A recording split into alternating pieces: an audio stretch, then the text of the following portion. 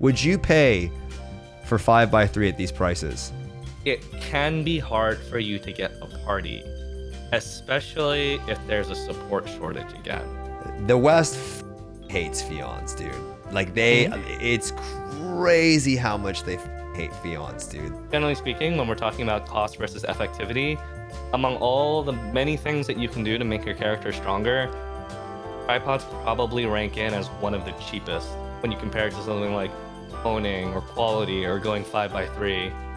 It's definitely one of the most cost-effective ways. This video is sponsored by Samsung for their brand new Odyssey Ark. Now, after traveling all the way to New York to see the Ark in person, I finally got one delivered to my doorstep and decided to do a quick unboxing. And just like I remembered, this screen is absolutely insane in person. My current plan for the screen is to set up an all-in-one gaming solution for my room. As mentioned in my last video, the 55-inch screen features a mini LED curved display at 4K resolution.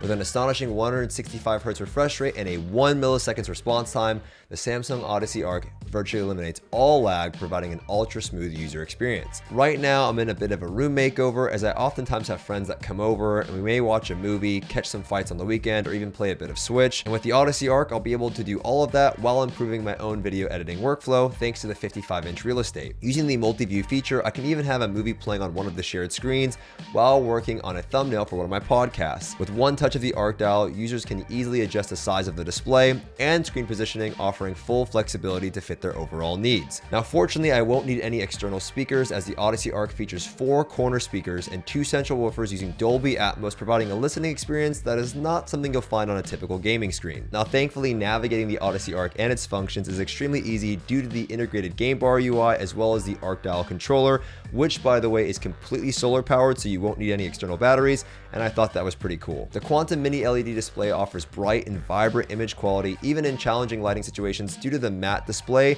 making it great for any color correction work as well as providing a rich and colorful gaming experience. I'm pretty honored to be working alongside Samsung on such an insane project. This really is one of the coolest sponsors I've featured on this channel. And if you're a gaming enthusiast looking for a more cinematic experience or someone who's just looking to improve their overall work productivity, the Samsung Odyssey Ark might just be for you. So if you're looking for a deal on this screen, be sure to check the links in the description, and a big thank you to Samsung for sponsoring this video. Welcome back to another podcast, but this podcast is, for me, one of the most exciting ones I've done in a while, just because I'm joined here by my friend Saint. I'll just say Saint. And the reason is the first podcast I ever did on this channel for Lost Ark, I've done other ones for other games, was with Saint. And he is the person that got me into Lost Ark. He is the Shondi to my Zinnervale. So he is a big teacher of mine in the game, at least when I first started playing. And he's one of my best friends. And that's why I really wanted to do this. We might actually be even moving in together now, which is a crazy thing. And that's why I love MMOs, because MMORPGs are really what you make of them. Why don't you introduce yourself, just in case somebody out there for some reason doesn't know who you are, because it's only one person here. Why don't you introduce yourself to anyone listening that may not know who you are? Yep. My name is. I've been around Lost Ark for 4 years now. Twitch since 2013. I think I only started streaming like full time back in January. Pretty much only Twitch. I started doing YouTube thanks to the help of my new editor. But yeah, I'm just known as the Lost Ark guy that people go for information. Yeah. That's all there is to me, pretty much. Other than that, I just played a lot of MMOs growing up. That's like been my main thing. You also have a good bit of knowledge in the gaming industry as well, because you worked in the gaming industry for a while. Yep. For 4 years, I worked at 2 companies. I worked at Nexon. That's where I got my foot in the door and where I learned, I guess, like the tools of the trade when it comes to publishing or what I know about the industry. And then later on, I was poached by a indie game studio that offered me better salaries, better perks. So I was just like, I'll take it. And it let me get away from the live service space a little bit. so I could work on like indie game titles. A little less stressful. Big Corpa, big Corpa. So now he's a very successful full-time streamer, and that's part of why I wanted to have you on, is because the topic of today really is going to be problem solving. I want to try to look at some of the issues that players are experiencing currently in the West, and we can kind of discuss these topics because there are some things going on, and I have new topics here, nothing really related to like, the same, every podcast is kind of like the clown difficulty or an upcoming raid, but we'll have a little bit of that, but a lot of it's going to be some of the issues that I think some people are experiencing in terms of getting ready for clown. But I think this is just going to be a lot of fun nonetheless. Usually I try to like really, because I have so many guests on, I try to like not talk as much as I can. It's very hard for me. I love to talk. I'm a very active listener, I'm sure. And I'm trying my best. I know some people always say like, I think I haven't been getting as many comments recently, which is great. I do read the comments, and then people are like, oh, like let your guests talk more. And I've been trying my best, and I think I've been doing a better job at it, hopefully. But today, since it's only me and him, I'll be chiming in a little bit more, and we'll talk about some of the issues. But this is the first time ever Gia is in my room, and my YouTube audience has never seen Gia before. So today, I'm going to introduce you to Miss Gia. I don't think I've ever seen Gia before. Before I let you out. Oh, yeah. Yeah. Look at Miss Gia. Look at her. Yeah. Say hello to YouTube. Give them a paw. All right, let's go. All right, I just have to let her out. Cute dog. I just have to let her out because she's home alone. I'm home alone with Gia for the next 2 weeks, so I'm gonna be looking after her and taking after her. We might get you're a dog person, but you want to get a cat? I'm actually not a dog person. I just like Gia. Gia is a little bit more well behaved. So me and Saint again are planning to move in together, and I want to get a fat cat. Like just a gigantic cat. I don't know why I have a thing with like thick animals. It's a really weird obsession. I don't want to make the. I get worried though when like animals like put on too much weight. And like the thing is, I'm very weak-willed when it comes to animals. Like if an animal is cute, I want to give it like a snack or something. Mm-hmm. And I feel like the pet would basically own me, and boss me around. Yeah, I mean, I actually feed Gia. Right now she's on like a 1 big meal a day diet. So if she's more active that day, I'll give her a smaller breakfast and then a bigger like midday meal. But she's just a thick dog. And so I love Gia. She's very nice. The only thing I don't like about dogs is that you have to pick up their poop so much. And cats are a bit more chill. Like, especially if I'm just playing video games, you can put the cat in your lap. Like, I can't put Gia in my lap. And then nothing annoys me more than like a little dog's bark. What if the cat, like, you're trying to like focus on raiding and the cat like jumps up on your keyboard? Oh, and dude, in front of the screen and everything? They do that all the time. I swear, especially when they're little. I had a cat, Mr. Kittums. That's actually why I have my logo as a cat. I had a cat named Mr. Kittums, and he got torn up by coyotes. Rest in peace, Mr. Kittums. But when he was little, dude, I used to play League at the time, and he would hide underneath this little like shelf thing in front of my mouse, and he would just fucking swipe. I'm like, Mr. Kittums, no, dude. Like I would literally say that we'd be in Discord playing. I'm like, Mr. Kittums, no, and then I would die. And I'm like, I swear it's my cat. That's actually how I got the big pigeon thing. Whenever I die in Lost Ark, I'm like, oh, there's a big pigeon from my window. I used to say, oh, it's Mr. Kittums if I ever died in League. And I get scared of like a cat, just like unplug your computer. Yeah, they do. They're little devils. But if you get a cat when they're young, they're definitely a lot more chill, and they're more cool with people. When you get a cat and they're older and they're not used to being around people, that's when you get like the skittish cat that no one really likes. So I want to get a fat chonker if we move in together. That's why I asked if you were allergic, because just having a nice chonky cat around the house never hurt. Me or Les Boy are allergic. Nice, good.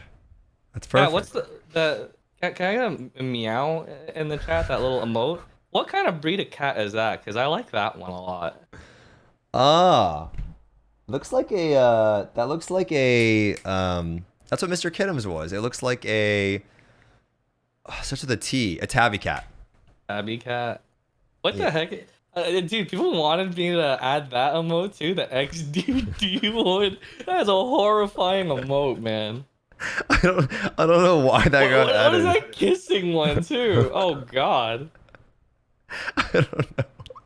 I don't know, but it's the new thing in my chat. It's just everyone spams like, "You're looking mighty cute today, Steve." It's like this fucking disgusting gerbil.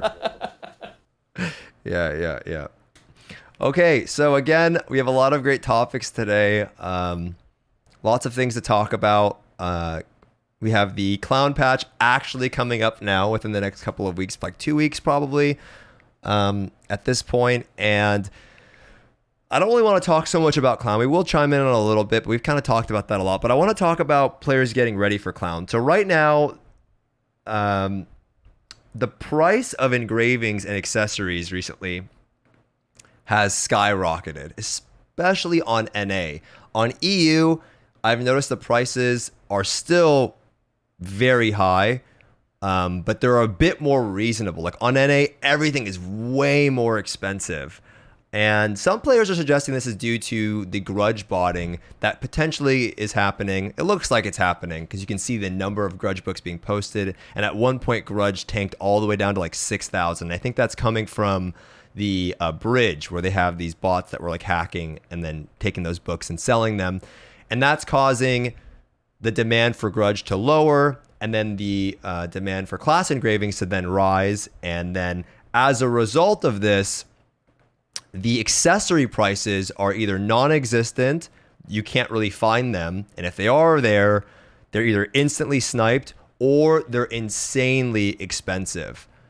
And I'll chime in. I want to ask your thoughts on some of this, but it kind of reminds me of RU a little bit, and I personally believe it's partially due to this downtime that we're experiencing in the game as players wait for, and you had PoE League coming out. Wrath of the Lich King like pre-patch is out. Players are kind of waiting for clown. Everyone's kind of overgeared and just kind of chilling. That means less engravings are being farmed, less accessories are on the market, and that's going to make it more rare if you get a viable class accessory.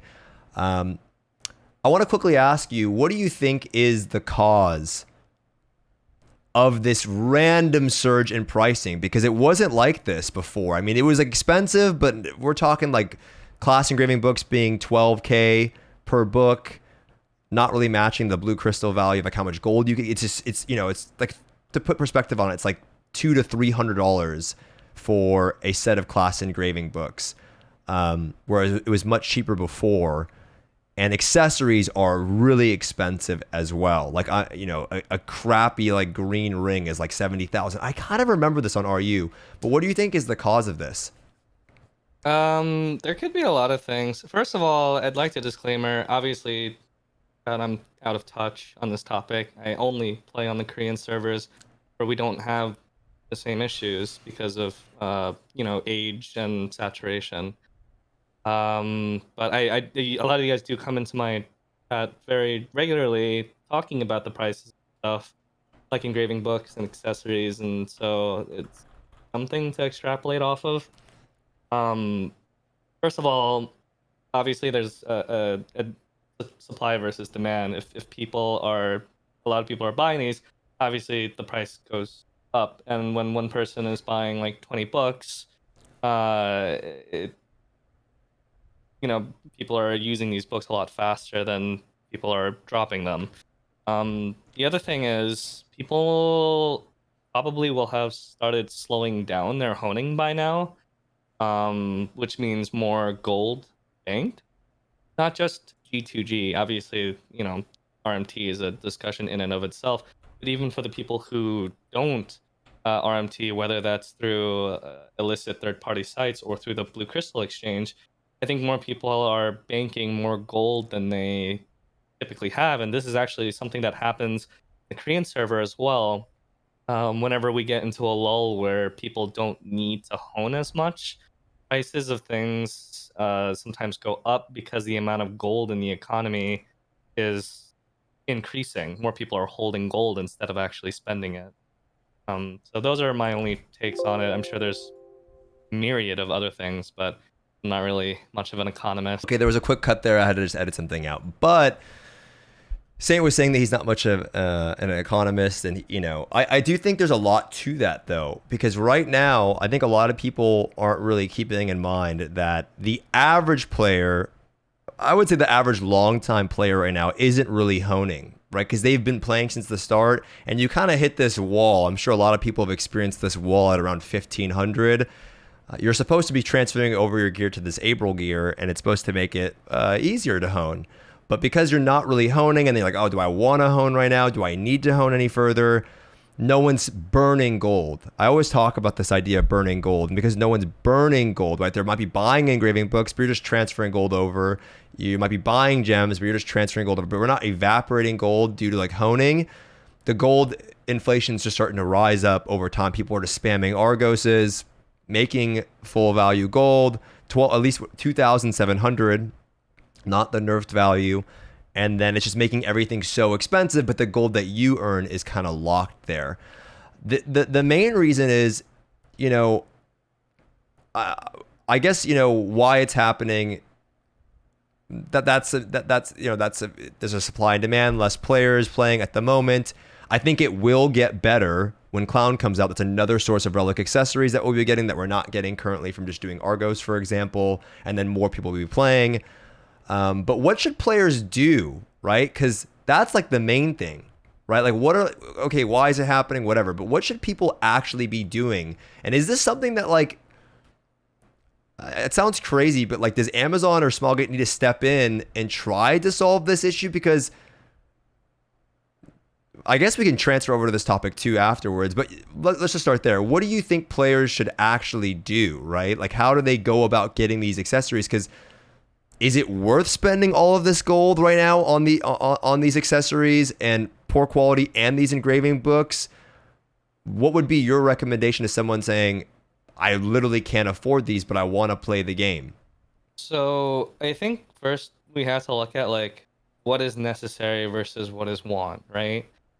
A lot of people very, very frequently ask, hey, do you need 5x3 for Clown? I actually see that in your chat right now. It's a topic. This exact moment. Yeah.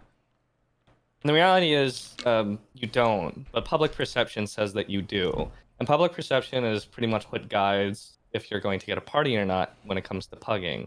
Why is pugging something that needs to be considered? Because Lost Ark is an alt-heavy game, and eventually you'll get to a point where even your alts will be doing Clown, and you're going to have to go into a pug group, or you're going to have to find a pug group. Public perception says you need a certain amount of stats or engravings or really anything in order to be accepted to a party because people want the best odds of success, but that's never what's required in order to actually clear content.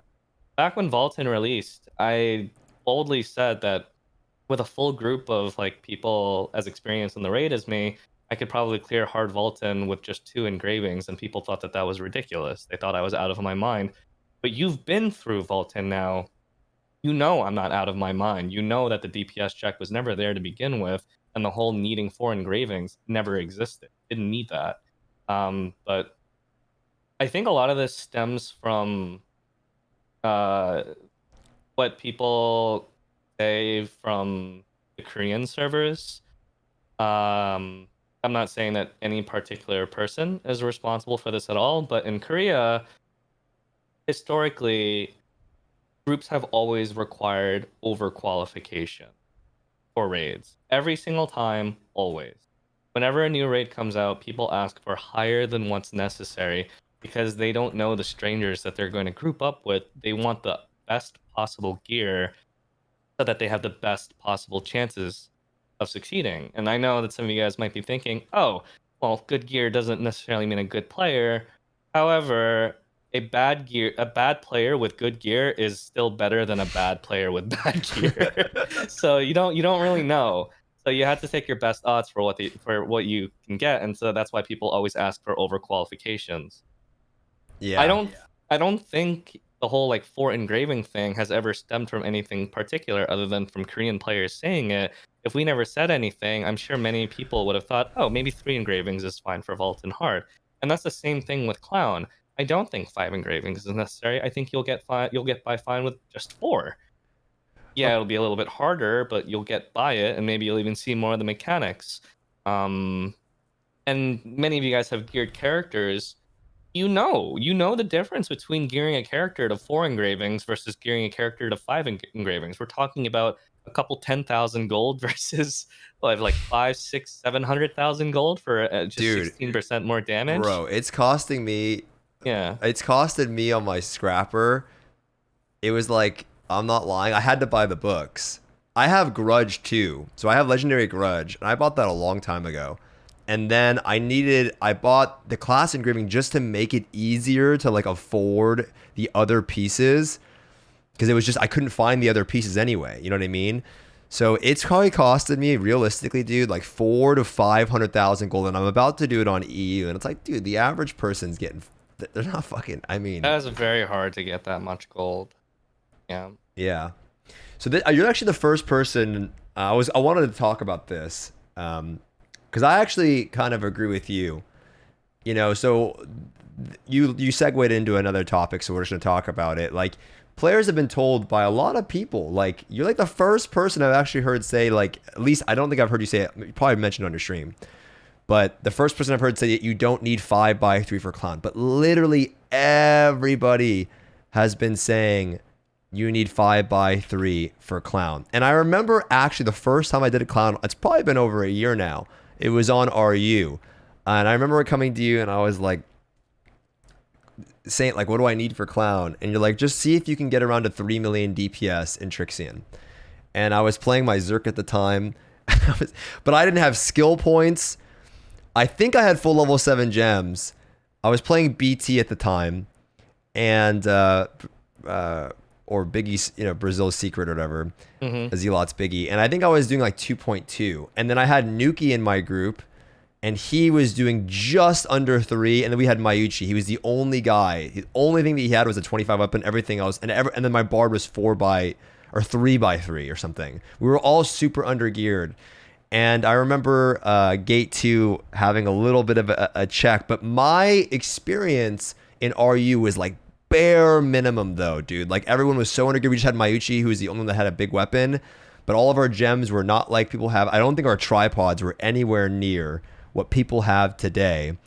And so I want to do a quick check in chat, actually. How many of you guys are, it's okay, like, I'm really curious. I want people on YouTube to see. Can you type in chat if you're 4x3 or 5x3? I'm assuming most people here are 5x3 because you're on Twitch and you're probably a bit more active. You're going to be the player that probably really farms a lot. Maybe you've been playing since the beginning.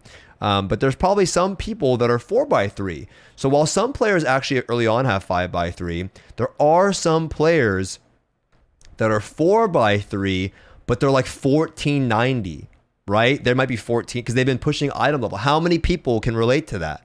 You're 4x3, but you're over item level. What do you think about that? There's a lot of people who are 4x3 in chat, or 4x3 plus 1, and honestly, I think that's fine. Something that I feel like a lot of people also overlook that wasn't really a thing back a year ago is that classes are stronger now. In general, we've gone through multiple phases of buffs.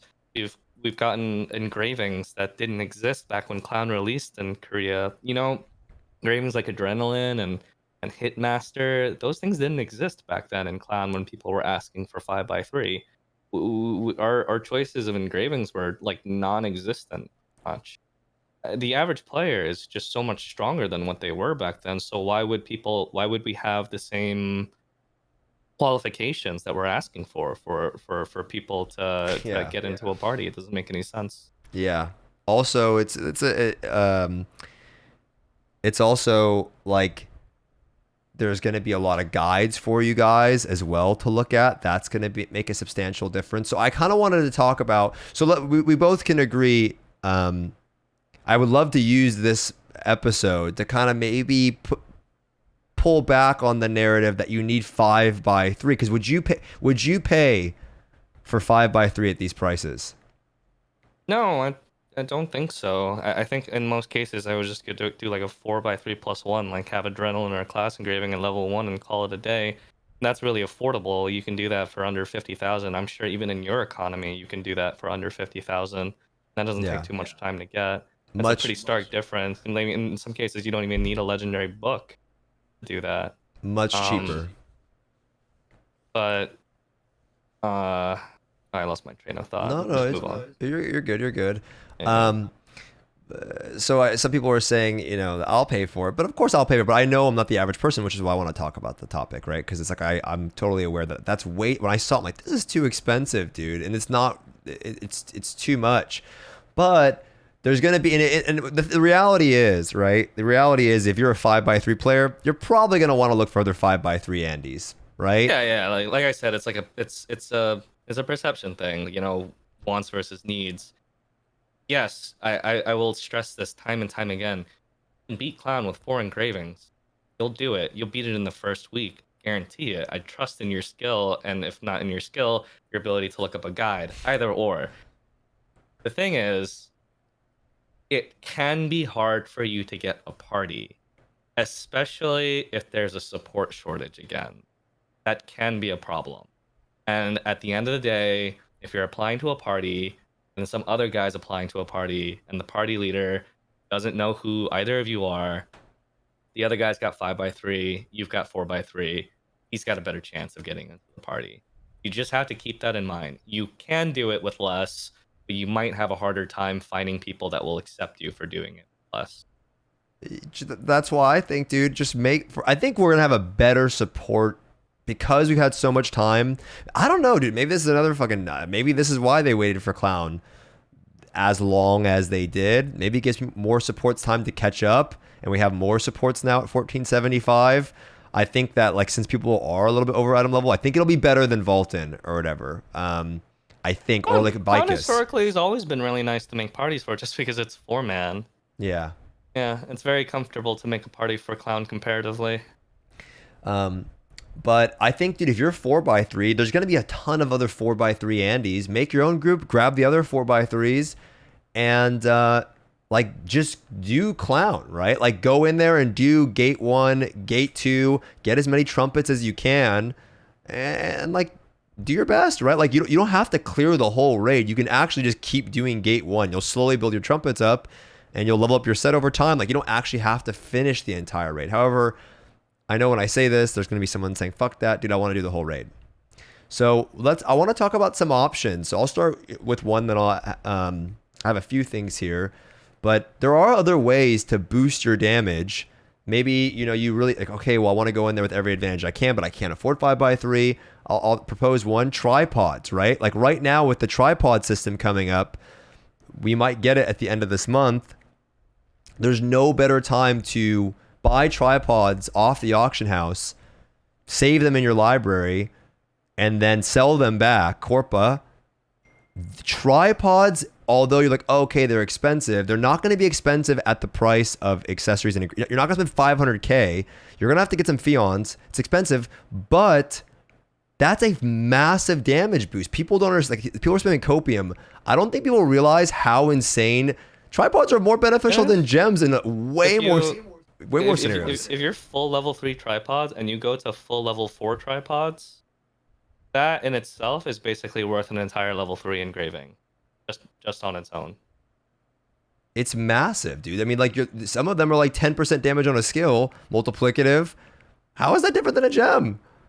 You know, like, how is that different than a gem? You know, like, for a lot of people, I look at their characters, their tripods are a little scuffed. It makes a huge damage difference that people don't understand. And now's the time to do it because the system's coming in. So you're going to have to spend the Pheons anyway. You're going to have to do it eventually anyway. I think dumping the 30,000 gold that you made that week from farming into some tripods you're going to do it anyway. And that's a free damage boost that a lot of people are neglecting. Yeah, I mean, you should definitely do the thing where you buy tripods and then resell them afterwards.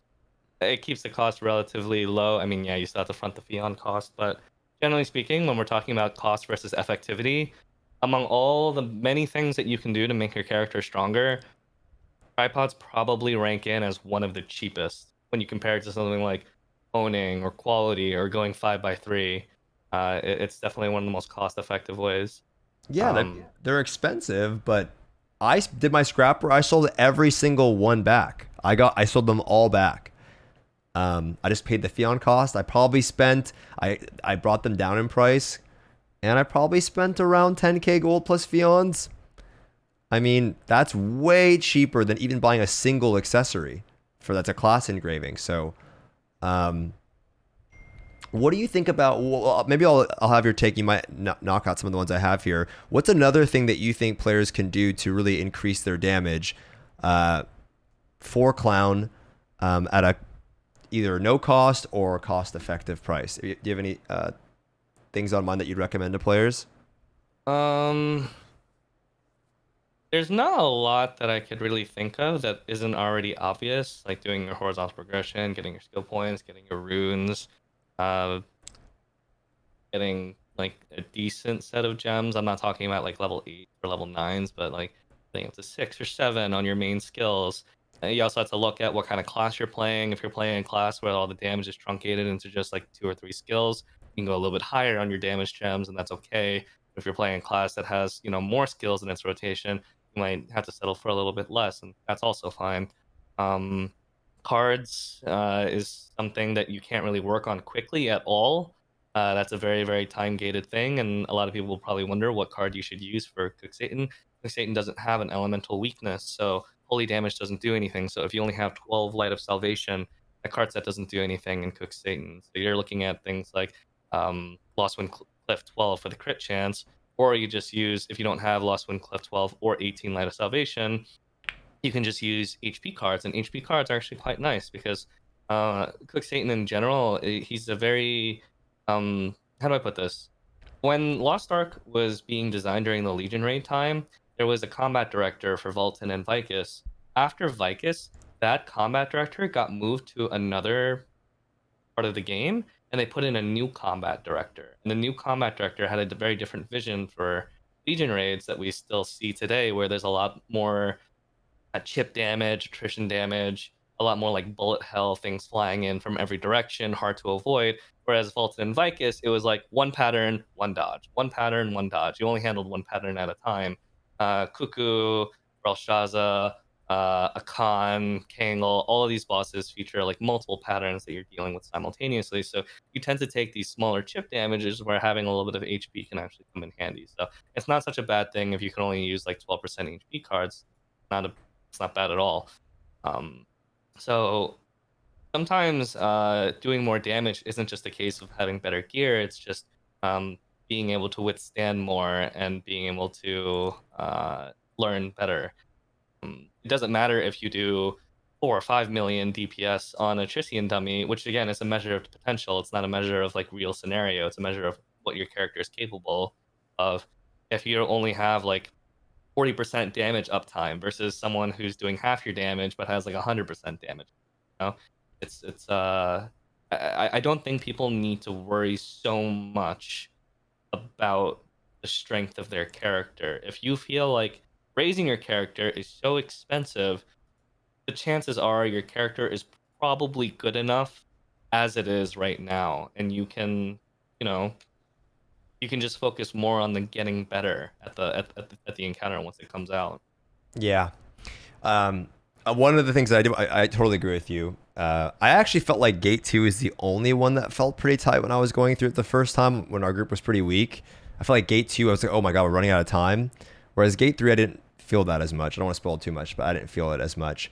I did want to say, someone mentioned it in the chat, and this is one of the topics I had, is that I've recently realized, just from raiding more, I noticed it with Akkan, I noticed it even more on my Scrapper recently, how crazy it is timing if you're bringing a Bard or just synergies in general, and doing Hell mode with you, like how much your damage, it's the craziest. Like synergies and timing your actual burst, coordinating your burst with your Bard, for example, in some cases like triples your damage. I mean, it's massive. Like your damage goes through the roof. So one thing that you can literally do if you're making your own group, I said it in the Lost Ark video that I did for them, make your own group and try to find an ideal comp. Like try to get better synergies. Don't neglect them too much.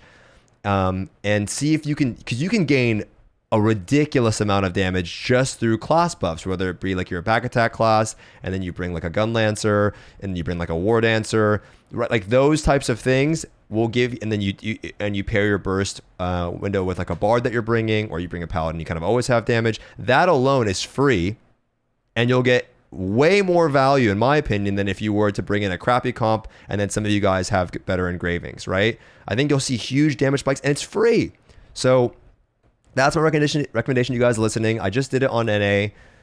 Buy some level 4 engravings, save them into your library. You're going to want to do it anyways. Sell them back, and then use the dust that you've been getting from your challenge guardians and roll some level 3s if you don't have level 3 on everything. Save as many level 4s as you can into your library. Just save them. If it's just one, it only is going to cost you like 2,000 gold. Save it, sell it back.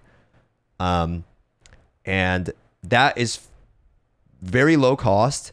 Get better synergies, and then fuck the 5x3, bro. Like, you know what I mean? You don't even know if you need it. Like, a lot of these people, Saint was saying, a lot of people, we don't even, like, a lot of us don't even remember. I kind of remember because it was like a year ago, but who knows? Like, if you're 14, what do you think? If you're 1490, Saint, and you've got some good tripods, you're 4x3, you should have a pretty fucking, in your group's 14, because a lot of people are above item level. It should be way easier than if you're on eye level. It should be like, you've got a substantial damage gain, right? Yeah, I mean, when people are tight on DPS, it's almost always an uptime issue. The only time where like you see like people really maximizing their uptime is like when they're playing like hell modes, because you have to. But in like normal raids and whatnot, there's a lot of time spending where you're just kind of running around, dodging, observing. You're not really attacking that much. But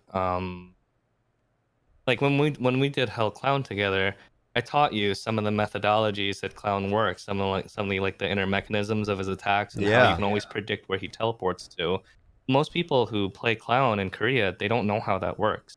They just assume that he teleports to a random place, and then they just chase after him. But like things like understanding how those mechanics work mean that you can precast, you can pre-position, you can get more damage in. There's always something you can do to increase your damage that doesn't necessarily require you to spend gold in the raid itself.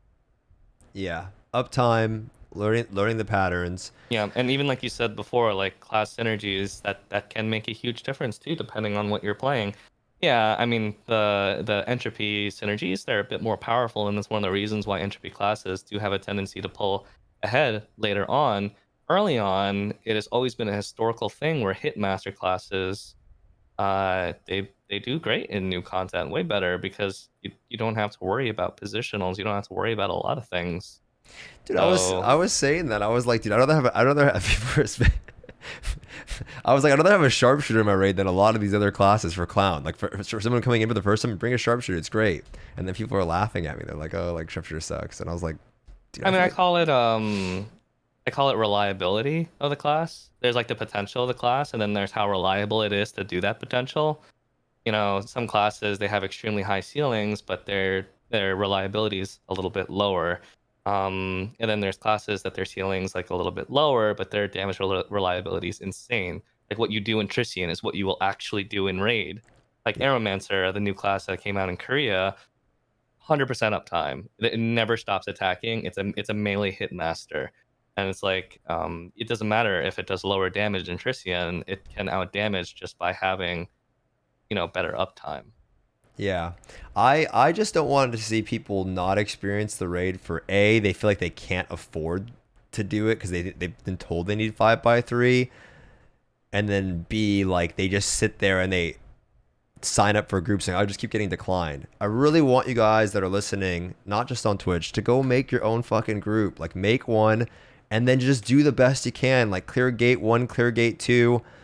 Just that's the benefit of Lost Ark versus a lot of other games, man. Like I really want people to recognize that. Other games, the best loot comes from the last boss in the game. Lost Ark, you're going there for like upgrade materials or like to get a new set. This is the only game I've played, at least I can think of, that you can finish your entire set without even completing the raid. So there's no reason to not try. Yeah, right? Cloud only has one difficulty. There's only a normal mode. Rehearsal mode doesn't actually count. Rehearsal mode is for like newer players who want to, experience the content. But they don't have the item level yet. For you guys who are like a little bit higher item level, 1475, that difficulty is the only option. And if you can't do all 3 phases, that's okay. If you can only do phase 1 and 2, okay. Phase 3 does tend to give people a little bit more difficulty, but like the amount of time between Clown and Brel, realistically, it's probably gonna be like 3 months. Sometime in the winter time is when Brel's gonna happen because the very big raid. It makes sense for the winter peak season update. That's a lot of time to complete your level 2 sets. Like a lot of time. And so even if you can't do the full raid, even if you can't win the auction, even if you can't open the box at the end, you're probably going to complete full level 2 set by then, realistically. Yeah, I would imagine it would take, the average group doing it. What do you think about, just while we're on the topic, what do you think about rehearsal? Because this is the first time ever that the West will experience, because now it comes with Brelshaza, and it's going to come with Akkan, as we saw. I actually haven't even done it on, I mean, obviously I wouldn't do it, but I'm curious what it's like for Akkan. What do you think about the rehearsal mode? Maybe you can tell players what it's about, how it works, and I'm sure you get asked this all the time. So Clown, from every raid from here on out onwards for the Legion raids, they have a practice mode. For Clown, it's called Rehearsal. For Brel, it's called Deja Vu. And for Akkan, I think it's called COVID. So like they have 3 different practice modes. The thing is, these raids, they're like the end game raids, right? And there's like lower level players as well that they don't have the item level to experience these right away, especially if they're just coming in. So what Smilegate kind of did was they wanted a way to be able to do these updates so it covers a wider breadth of players that can enjoy the contents on day 1. So rehearsal mode only requires 1385 item level to challenge. It's very, very, very, very achievable even for a new player. And so it's just there for the newer or lower level player or the more casual player to get to experience the content without having to do like the more hardcore version of it. And what do you get for a reward for it? Well, you don't get any materials. You get these these little tickets that you could spend at a weekly shop.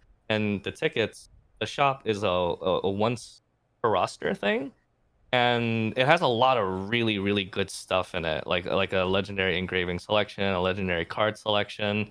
You can only buy it once, and once the shop's empty, you're done with it. But then there's some stuff that you can buy every single week that restock every single week. And for Clown, it's the legendary honing books that give you 10% honing up to 14-15, and that is every single week. Like with this, you can basically stockpile these books for future classes that come out so that you have all the books to hone all the way to a certain level. And if you don't do rehearsal and you only do like the normal mode, you still get the same tickets. You get the same amount of tickets in normal mode as rehearsal, whereas in rehearsal you just get the ticket. And it's just the tickets are like a once a week thing, so you don't do it on multiple characters. It's just a nice currency to build up, and you'll empty out the shop. It's just a bonus little thing. And you get to experience the raid simplified. It might not have all the mechanics. Some mechanics might not be a one-shot anymore. It's just a way for you to get to try it out. And that way, when you actually get to the actual thing, you're more prepared, because now there's some familiarity with some of these mechanics. Yeah, it's also really fucking cool because you're getting mats if you're just doing the regular raid too. I mean, you're getting these tickets that turn into mats, but like for doing the raids for the first few weeks, you get free stuff, like basically you can think of Clown, and then if you're doing Clown, you can think of it as, oh, with Clown comes a free legendary engraving book that I can pick. With Clown comes a free legendary selection card pack that I get. With Clown comes, X amount of shard bags, X amount of leap stones, card XP, also some of the best emotes in the entire game. You get a lot of really great stuff for doing Clown, on top of just getting to do Clown for the gold income and then also upgrading your set bonus. And I think it's so cool because there's probably some people in chat right now that are like a new little Makoko, or maybe they just came back to the game. Clown doing rehearsal is significantly easier than doing regular Clown. However, it's still a thematically great raid. It's still badass. I remember doing it for the first time ever, and I was fucking hyped about it. It was so fun. So coming into the game, and then you have Argos, and maybe you think for the first, because when you first do Argos, like Argos is pog crazy, and then you realize Argos sucks ass.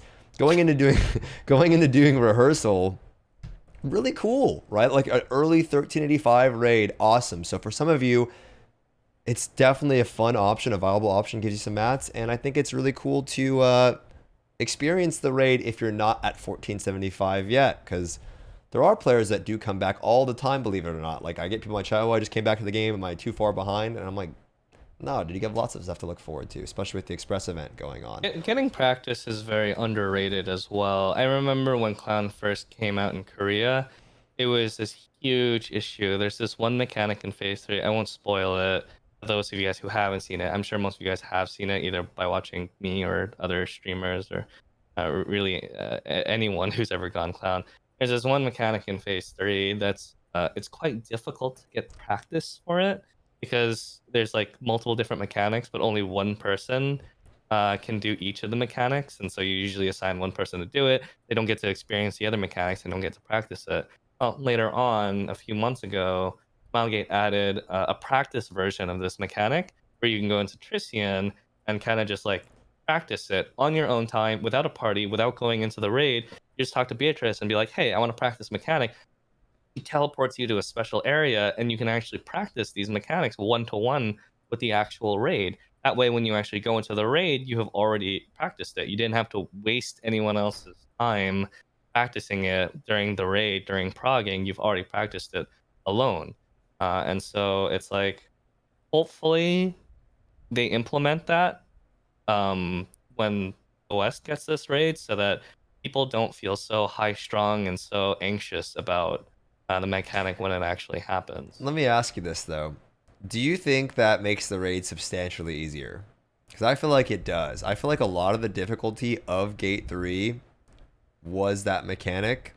Oh, I mean, yeah, difficulty related to progging. Of course, when you're progging anything, there's a difficulty associated with it. You have to get the boss down to this amount of HP so that this person can practice this mechanic over and over, and that adds artificial time to the amount of time that's related to progging. If you can just practice it on your own time, of course, when you get to the encounter, you'll probably just one-shot it. And what could have been a couple of hours to prog this mechanic, now you knock it out in one shot.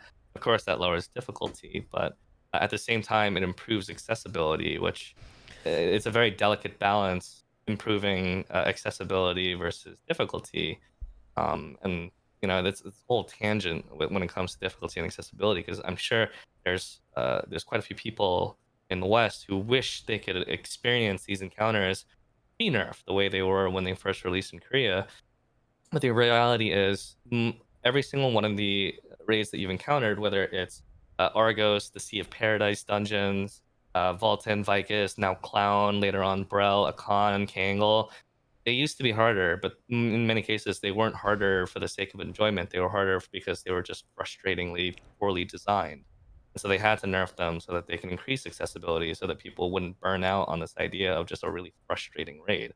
And of course, that also goes through another tangent, which is like, what content is meant for who? And it's like, for the hardcore raiders, that's basically just hell raiding. That Lost Ark just copies what Final Fantasy 14 does, where they have the savage raids for like, your Joe Schmo raider, and then they have like ultimates for like the hardcore raiders who are just in it for being a masochist.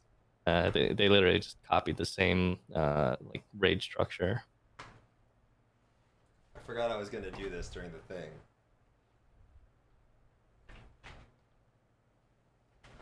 I have like a same gray beanie.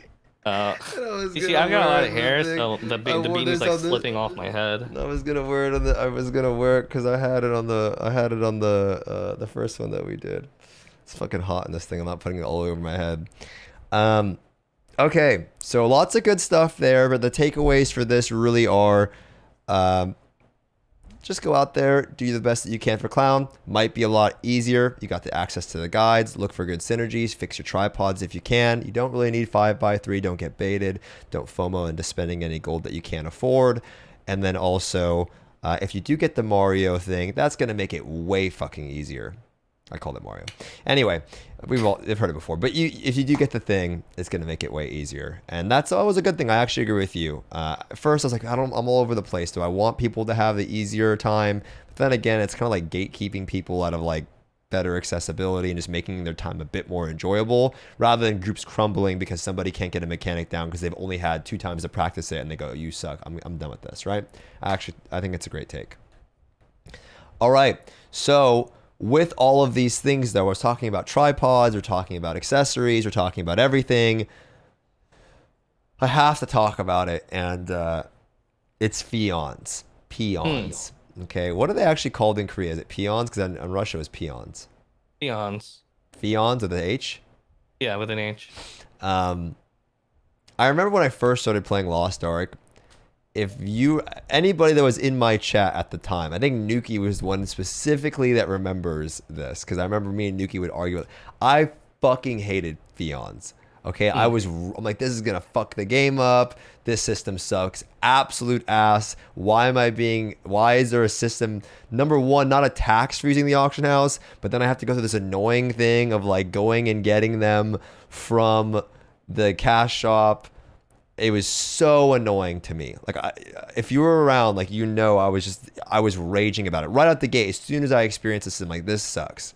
Okay, and then and on Russia, on RU at the time when I first started playing, we actually had a system where if you bought the ore, you couldn't earn it with gold. But if you paid the crystalline ore, it was like $4 or some shit. I don't know what it was. Or maybe it was like $9. I don't know what the price was. You got a Pheon every day. I think it was 1 Pheon every day, or was it 3 Pheons every day? I don't know what the number was, but you got Pheons every day that you logged into the game. It was like part of the aura. But you had to pay for it, remember. It was 3. Okay, thanks for the reminder. So, they were a bit more accessible, you know what I mean? Like you could get them a little bit easier because of that, if you paid for the aura. Honestly, at the time, I wasn't paying for shit, dude. It's so ironic. I was like, I'm not paying this bozo thing for like faster travel. I'm not doing that, you know? Fuck Pheons, whatever. And especially when it comes to cutting stones, right? I think that's the biggest gripe for a lot of people. Yeah, I'm gonna be honest, I don't care about Pheons when it comes to accessories. I just see it as an added gold tax, essentially. And it's like, it's such an insignificant amount, especially when I'm not changing my accessories that much. Plus, surely, chat, you're not one that buys an accessory, realize you don't need it, and then realize you need to buy a different accessory, and you wasted Pheons on that other accessory that you accidentally bought, right? Surely that never happened, right? Right. Anyways, the only thing that I don't like Pheons for is I fucking despise Pheons when it comes to tripod items and ability stones, because I can't batch buy a shit ton of them and then just go through one of them, because I always worry, what if I succeed on the first one? What if I succeed on the second one? And now all the Pheons that I spent on items 3 through 8 are just like out the window. That's the only thing that I absolutely despise about them. I have to buy everything one by one. Yeah, that's what I always do, dude. I pin them, and then people always ask me why I do that. I'm like, well, what if I hit? I don't want to buy these bozo stones on top of the Pheon cost, right? And I remember Asmon was actually raging about Pheons as well at the start. And I do have to say, though, in our version of the game, at least the West, it's pretty clear to me. Again, on stones, it doesn't really make sense because you can't even resell them, right? Because the system is in place to prevent like bots or people from just flipping items all of the time and scanning the auction house. But like on books, for example, you can't resell them. There is no Pheon cost. There actually used to be, if you remember. In the beta, there was a momentary lapse where it cost the Pheons to buy an engraving book. It never existed in Korea or Russia, so in the beta we were like, wait, what? And that was like a moment of like fear, but it never actually happened. I think on RU there used to be Pheons on books a long time ago, though, right? Like fucking forever ago. I don't remember. I don't think so. There used to be another system called packaging boxes. And the packaging boxes, the way that worked was if you wanted to list an item on the auction house, you had to pay Pheons. The person buying it didn't have to pay Pheons. The person listing it had to pay it. And it was pretty terrible because no one wanted to list their stuff, because what if you paid the Pheons to list it and then it didn't sell? Oh God.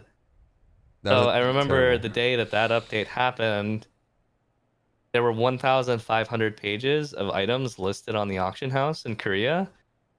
And then the day that update happened, there were 30,000 pages. Because now everyone could list their stuff without paying. There was no penalty for just listing something. The thing is, in the West, I don't know what it's like in Korea, and I guess I'll ask your take on it. By the way, I've noticed that when I speak, then me you talk, it has like a little feedback, but it's actually helping me not interrupt you. I don't know if it's bothersome to chat, but I can like hear it and I'll stop because it's good though. But I think you turned it down, right? I can Um, just put on headphones if I need to. okay. I have you on speaker, so it's probably picking up when we both talk at the same time. If it's not a problem to them, I want you to be more comfortable. Okay. Um, So with Pheons though, the West seems like, and I don't know what it's like in Korea because I don't, I'm not. People assume that I'm always playing over there or something, but I really am not.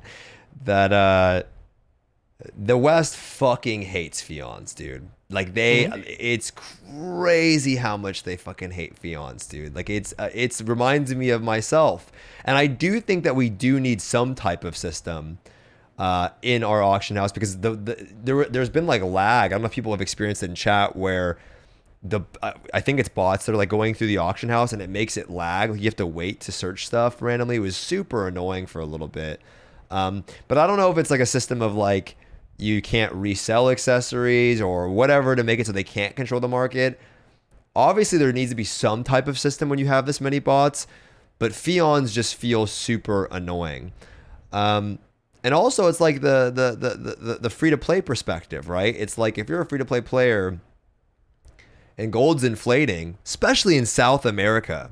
And I wanted to talk about that a little bit today. Like the price of blue crystals over there are fucking like 3,000 gold for 100. I feel so bad for Yeah. those dudes over there. Um, can you just talk about the system? I know you kind of touched on the packaging thing. I know you said you don't really mind them on accessories. I guess that kind of chimes in on that. But how do you view it, I guess, overall? And like, what could, in your mind, could there be a better solution? Do you have any, have you ever thought about this before? It doesn't Um, really matter on accessories because back when we had the packaging box system, that gold cost associated with packaging the item up or using the fiance to package the item, they included that in the price of the accessory. So no accessory was ever cheaper than the price of the fiance to list it. Now it's just the other way around. Of hmm. course, Pheons in general are just a giant pain in the ass for like other systems. I don't think people change their accessories that frequently. I can't imagine that they do. I honestly think they should just remove Pheons from ability stones and bracelets and tripod items. Call it a day. Keep them I'm, on accessories. That's fine. Remove it from that other stuff. That shit's annoying. I agree. I actually think I've been saying that for if you can't trade it again, it doesn't even make sense that it's there. Yeah. Now, we both have to say that that probably will increase the prices of some stones though, right? Like it's not like stones are going to be at the same cost. I feel like they're going to cost more if Pheons aren't there anymore. I feel like because more people are going to be buying stones because they can afford more stones, Yeah. That and then technically would happen, but it's also a matter of perception. I mean, okay, maybe not everybody in chat knows this, but uh, there's a thing that happened because of the Western players that you don't notice it, but you guys know how at the end of raids you pay gold and then you open an extra box at the end. Before the Western servers, we actually paid blue crystals to open that box at the end, and that only happened. That only changed to gold because of the Western service of Lost Ark, and it was that way for like 2 years. Um, it's a dude, perception thing though, because like it's just gold. Blue crystals is just gold, but the idea of paying blue crystals feels like garbage. It feels like you're being uh um it's like it feels like a predatory thing when it comes to like monetization. And so I feel like it's the same thing with like peons. It feels like they want you to spend real money when at the end of the day it's still gold. And perception is such a very important part about MMOs. Perception is what can drive players to and from your MMO, and I just don't like this whole thing of like people being so stuck on Pheons when a lot of the frustration is associated with very particular things that people are buying with it. you know, it's so funny that you talk about that, and a lot of people are like, "What? They didn't remember that?" Dude, I remember chatting with you about that. I was playing the game, all of these things. It's actually like for me, I experienced so much of that. I was like, dude, Pheons suck. And I remember I was literally calling you. I remember I was going my little walkie poo. So I was going for my little walkie poo in the sun. And I called you on Discord or something on my headphones. And I was talking to you. I'm like saying, I don't like this blue crystal shit at the extra loot at the end of the dungeon. Like, even though it's just gold. And I remember Nuki going, why does it matter? I'm like, dude, it looks bad, right? Like, Yeah. how many people would be happy if stones didn't cost Pheons, but the gold price of stones probably is going to go up a little bit, right? Even though you might, I think it looks better, right? And the the same thing at the end of the dungeon, right? Imagine it. Would you guys rather pay blue crystals or gold at the end of the dungeon for the extra loot? You know, it's just how it looks. Like it's what you see, and I do think, man, it could be copium, but I feel like providing actual feedback about removing them off stones and making it a push for it doesn't mean it's impossible off stones. You never know. They could change it with a lot of feedback because they've done stuff like that, like in the past.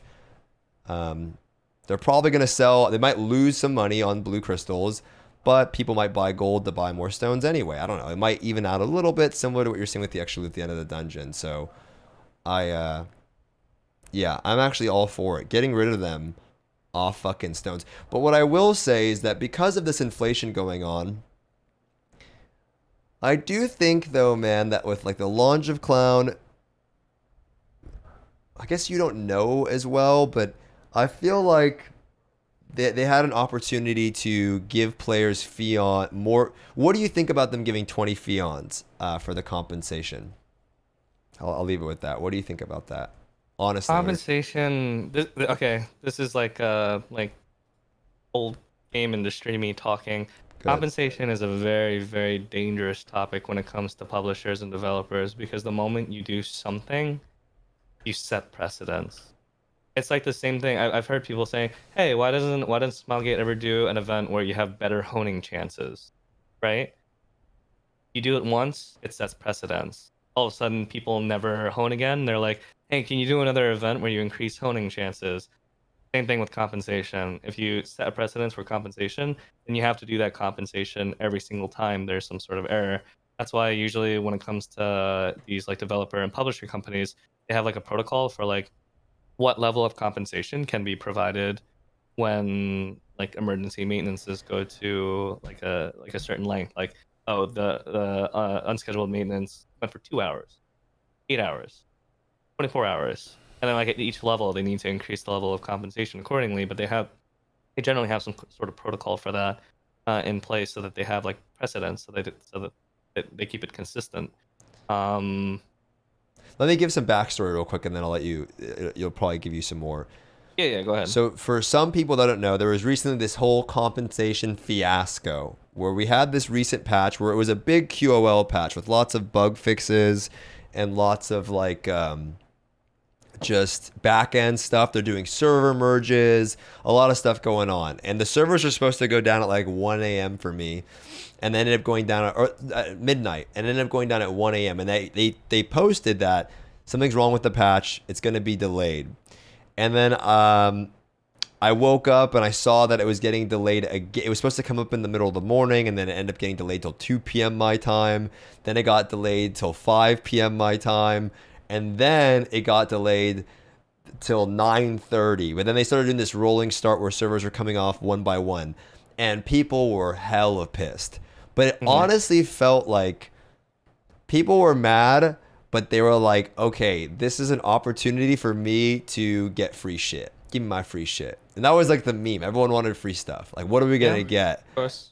And there was, talks of like, I posted on their Twitter saying, give me 500 Pheon stare. I mean, fuck, And give me full 100 quality items plus 25 ticket. I'll take 3,000 Pheons, and why don't you just give me a million royal crystals while you're at it? Yeah, like give us something. But so then this is where I'll play devil's advocate with you here, okay?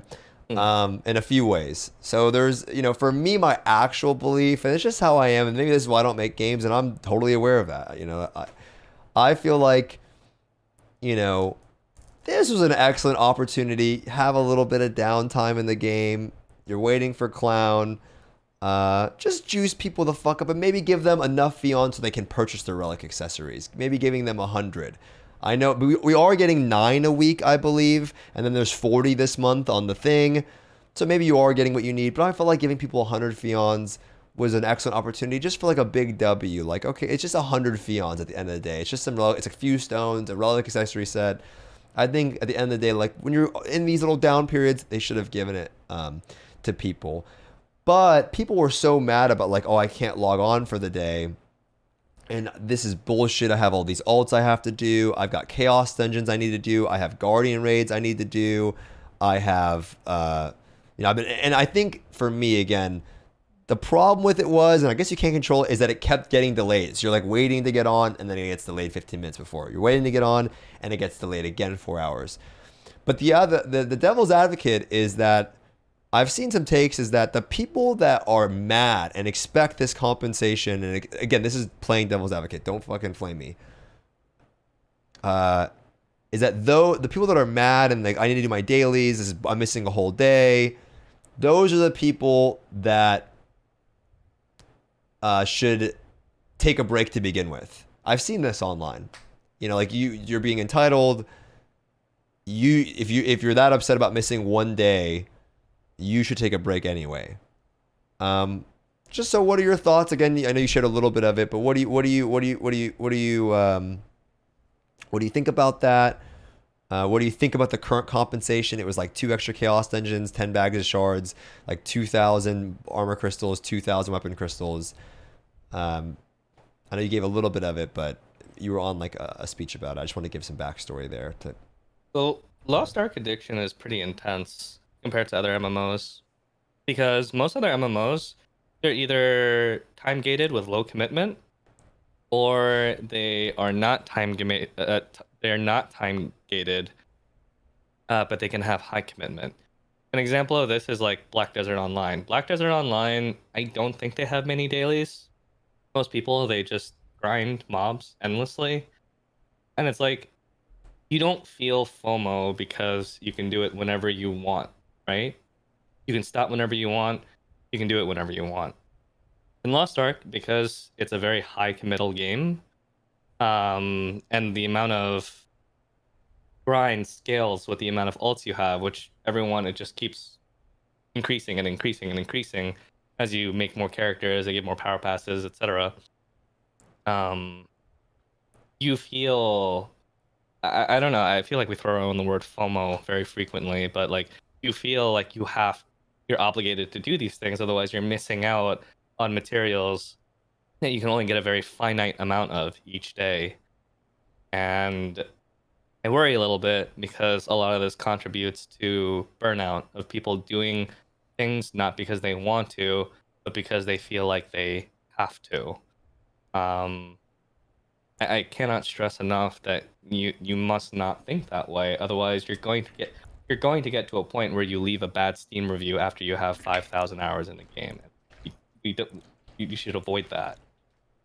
I tell people that the moment they start feeling burnout, that they need to do something else. They need to either find another game to play on the side, and then like raid log or use rested, or just straight up quit.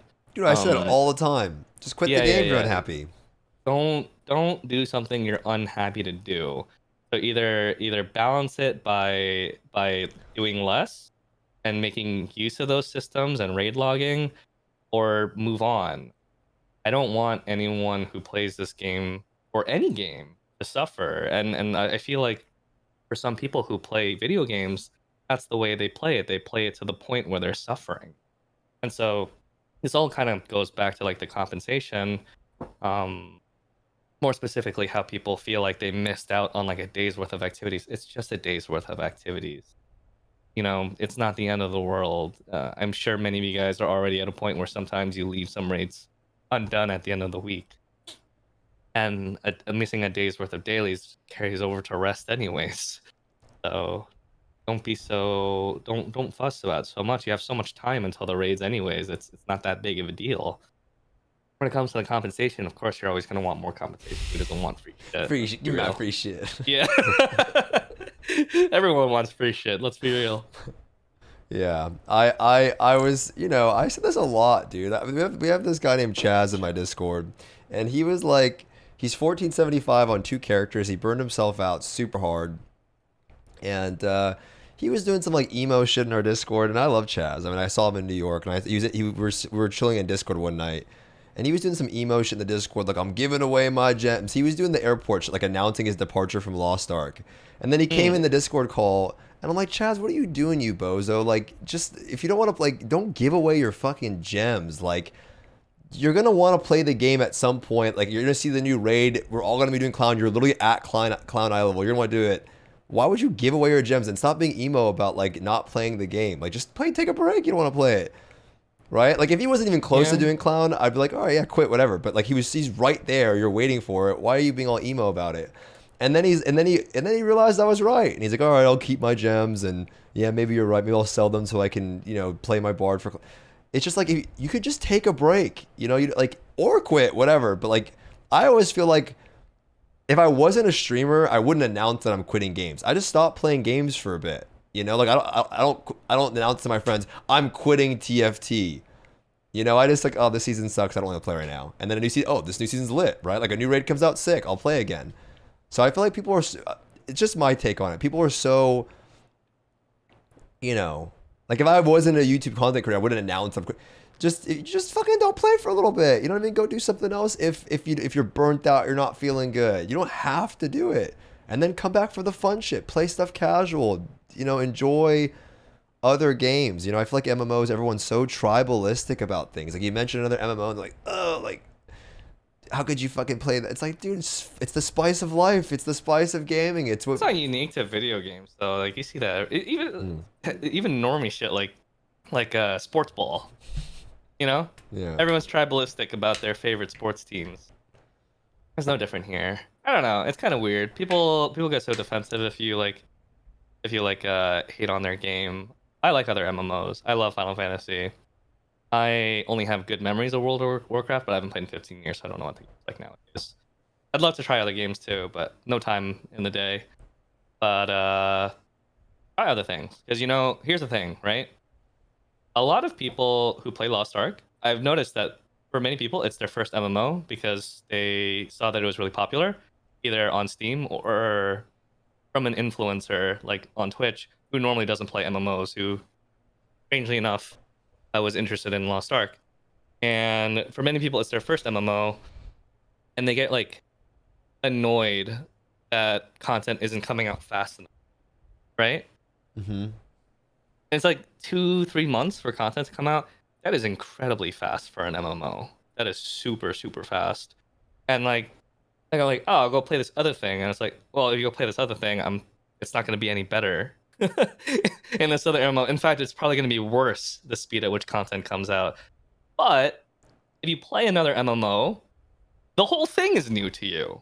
Everything about it is new to you. And you have like a wealth of content that's been there for years that you get to have a honeymoon phase with. So eventually you catch up to that game's end game as well. Now you're waiting like 6 months for an update. Yeah. It's not a bad thing to try out other games, whether that's another MMO or single player games. Lots of great games come out nowadays. Try to juggle things and balance things so that you don't treat Lost Ark like an office job. Yeah, it's what he was saying. Like he came in and he was talking like, oh, I just want to do my Chaos Dungeons and Guardians raids every day. He's like, it reminds me of when I was doing dailies in WoW. And then he's like, I'm like, well, it's the same shit, Chaz. Like when there's downtime, that's about MMOs, right? Like as you wait for content, you're doing a cyclical cycle of dailies, or you're doing the same raid every week and you have it on farm. It's gonna feel like a little bit more of a slog because you're not working towards anything. And so for me, I feel the same way. Like when I'm making a new character, I'm really excited to play the game. Right? When a new raid's coming out, I'm really excited to play the game. When I have nothing to work towards, then you start to feel this monotonous grind because you're kind of just farming for no reason, and that's not enjoyable, right? You're re-clearing the same raid you've already cleared a bajillion times. You're farming materials, but you have no goal or no class that you want to really make right now. So it feels that, and that's a great time to take a break. That's a great time to just step away and just fucking play. MMOs are very season. A lot of games are seasonal, right? Like you can play I a will single. say it's really hard with Lost Ark though to like take like a proper break. Lost Ark has like a really steep vertical progression. So if you take like a long break, I mean, every day that you take a break I don't from it. know if on our version it feels the same way, man. People have been 14 fucking 90 for like I opened I up, guess. dude. There's on NA, dude. I think we've been getting so many materials. There's something we're getting more mats in the events. The shard cost is lower in our version. There's something that's Yeah. making people hone way faster, bro. Fucking everybody in my goddamn chats that's been playing, you have to not be trying to be Well, fucking clown ready I by mean, now. I still think that the average player in general who watches us on Twitch is more prepared and like knows better on how to like increase their character strength. Could be, but I feel like a lot of the people in Twitch are the player base of Lost Ark. Yeah, You sure. know? But I think we really underestimate how many people don't look at streams, don't look at YouTube, don't look at Max Roll, don't look at guides in general, or don't check Discord, class channels, that kind of stuff. Um, but you know, it's a lot easier in other games like Final Fantasy because in a game like Final Fantasy, there's no vertical progression. Everyone has the same gear at endgame, basically, and so like you can take like a 3 month break, come back, and you're not behind the other guy who's been playing for 3 months in that time, But is that like, at fun all. though? Like this Some is people don't like that. Some people do. It just depends on the person. Some yeah. games have super steep vertical progression, some don't. Because then what am I doing, right? Like here's the thing. I was thinking about this. My friend Mata, he's a degenerate. He plays Lost Ark like crazy. He also was doing ultimates in Final Fantasy. He'd always like when a new raid come out, he like tries to clear it the first week. He's like one of the first groups that does it. He does both FF and Lost Ark.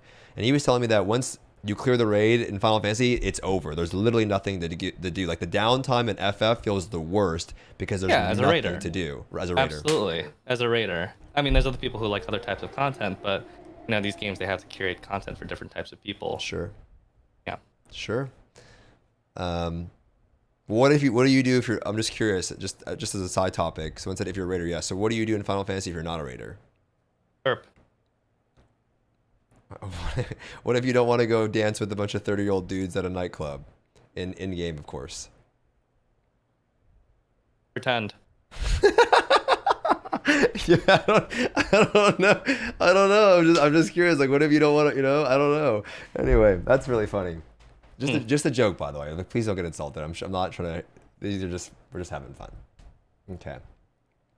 All right, so that's a lot of the major things I want to talk about. At least some of the problems going on in Lost Ark. At least in our version, I think that was like the main concerns that a lot of people were experiencing. People talking about burnout, not being able to afford 5x3, and ultimately, I think at the end of the day, like I completely think taking time away from the game is so healthy. I don't think you should be fucking torturing yourself. But some people really enjoy the grind, and that's great for you, right? So it goes both ways.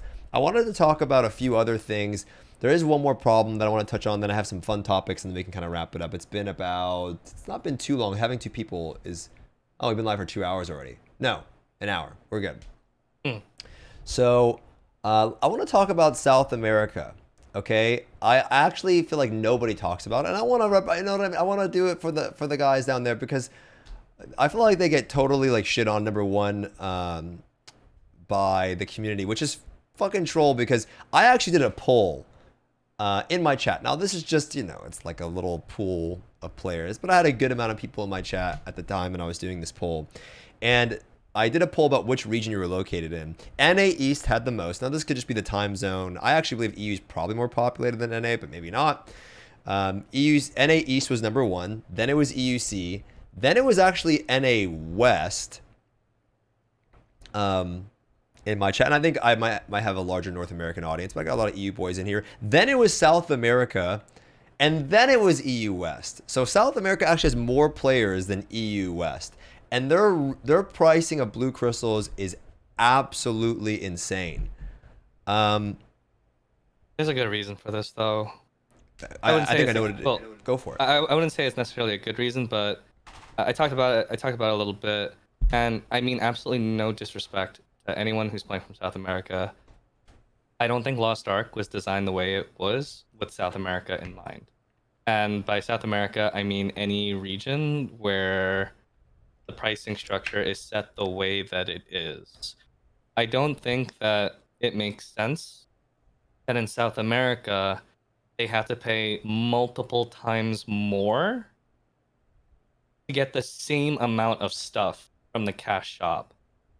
What you might spend as like a little bit of pocket money to buy something from the cash shop, they are spending what they literally need to survive on a day-to-day basis. Food, paying rent, stuff like that.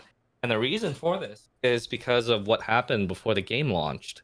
Um, People were setting their Steam accounts to other regions and using their own local currency to purchase royal crystals cheaper than what they should be because their local currency was more powerful than the pricing that was set at that region. In EU, you guys might be familiar with this having happened with Turkey. Um, and unfortunately, with people having abused this, they basically nullified it. And now everyone pays what is essentially the same USD value for things from the cash shop. But that's not fair considering not everyone makes the same amount. Um, Unfortunately, this happens at the Steam level, but at the transactional level in game, I feel like this could really easily be resolved by making it so that the amount of stuff for the things that they pay for in game in South America's server specifically is cheaper. Dude, They I fucking Go ahead. heard it. I heard that. I want to cut you off. I love that you're going off about this. So try to keep. I heard that a WoW sub is cheaper in South America than it is for the Crystalline Aura. What kind of fucked up shit is that? Like that's crazy. I had someone message me about this, and so this is why I wanted to talk about it. That's fucked up. Yeah. So, if they're paying 5 times the amount to buy royal crystals, they should be spending like 4 or 5 times less in game to buy the things that they're buying with that royal crystals. Um, I feel like that's the way it should be. That way, no one can abuse it by changing their region, because then they would be paying the same amount either way. But in game, they don't have to pay as much to get the same amount of stuff. Um, but I don't know. I don't think that they've really kept this in mind when operating the South American region, because at the end of the day, it's still an insane amount of money that they have to spend just to get royal crystals. I saw someone say that that doesn't fix the issue because then people will just play on South America and whale there. Uh, if you're in like North America or Europe, I highly doubt you want to main a region where English is not the main language. Yeah. Yeah. I think though, why don't they change it? Why are they not changing? Like, is it because they're not do you think that is there a chance that they're unaware of this? There's no way, right? There's no way that they're unaware of it because South American players keep bringing it up on streams, on Twitter, everywhere, on forums. Um, it just feels like they don't have a clear solution to handling it, or they're keeping it at a lower priority for one reason or another, which is kind of fucked up if you think about it that way. I want to know. I mean, I think hopefully this is an opportunity to. Hopefully this is an opportunity. I'm just making sure that I remove that. I told the guy to suck my balls. I don't know if the YouTube frogs will like that. Okay. Well, like Stoopzz was so mean. He told this random dude to suck his balls. My mom was in my stream earlier, and she always tells me, "You tell everyone in your chat to suck your balls." I'm like, "Oh, it's just a meme, Mom. I actually don't mean it." But You ever wonder why you keep talking about your cock all the time? it's just yep, cock, the bird, balls. Yeah, because sometimes it sounds a bit odd. Yeah, I mean it's Probably from like a parental oh, my perspective, mom I mean. brings it up like, why do you always do that? And I'm just like, I don't know, Mom, it's fucked up. I need to work on that. But Yeah, obviously, like your friends don't care about it, like me, yeah, But like from a parent perspective, it's like, why does my son keep talking about his cock to 4,000 people every day. I don't know. I need to work on it or something. I need to stop doing it. Um, so I think that hopefully by talking about it on the podcast, it generates more attention.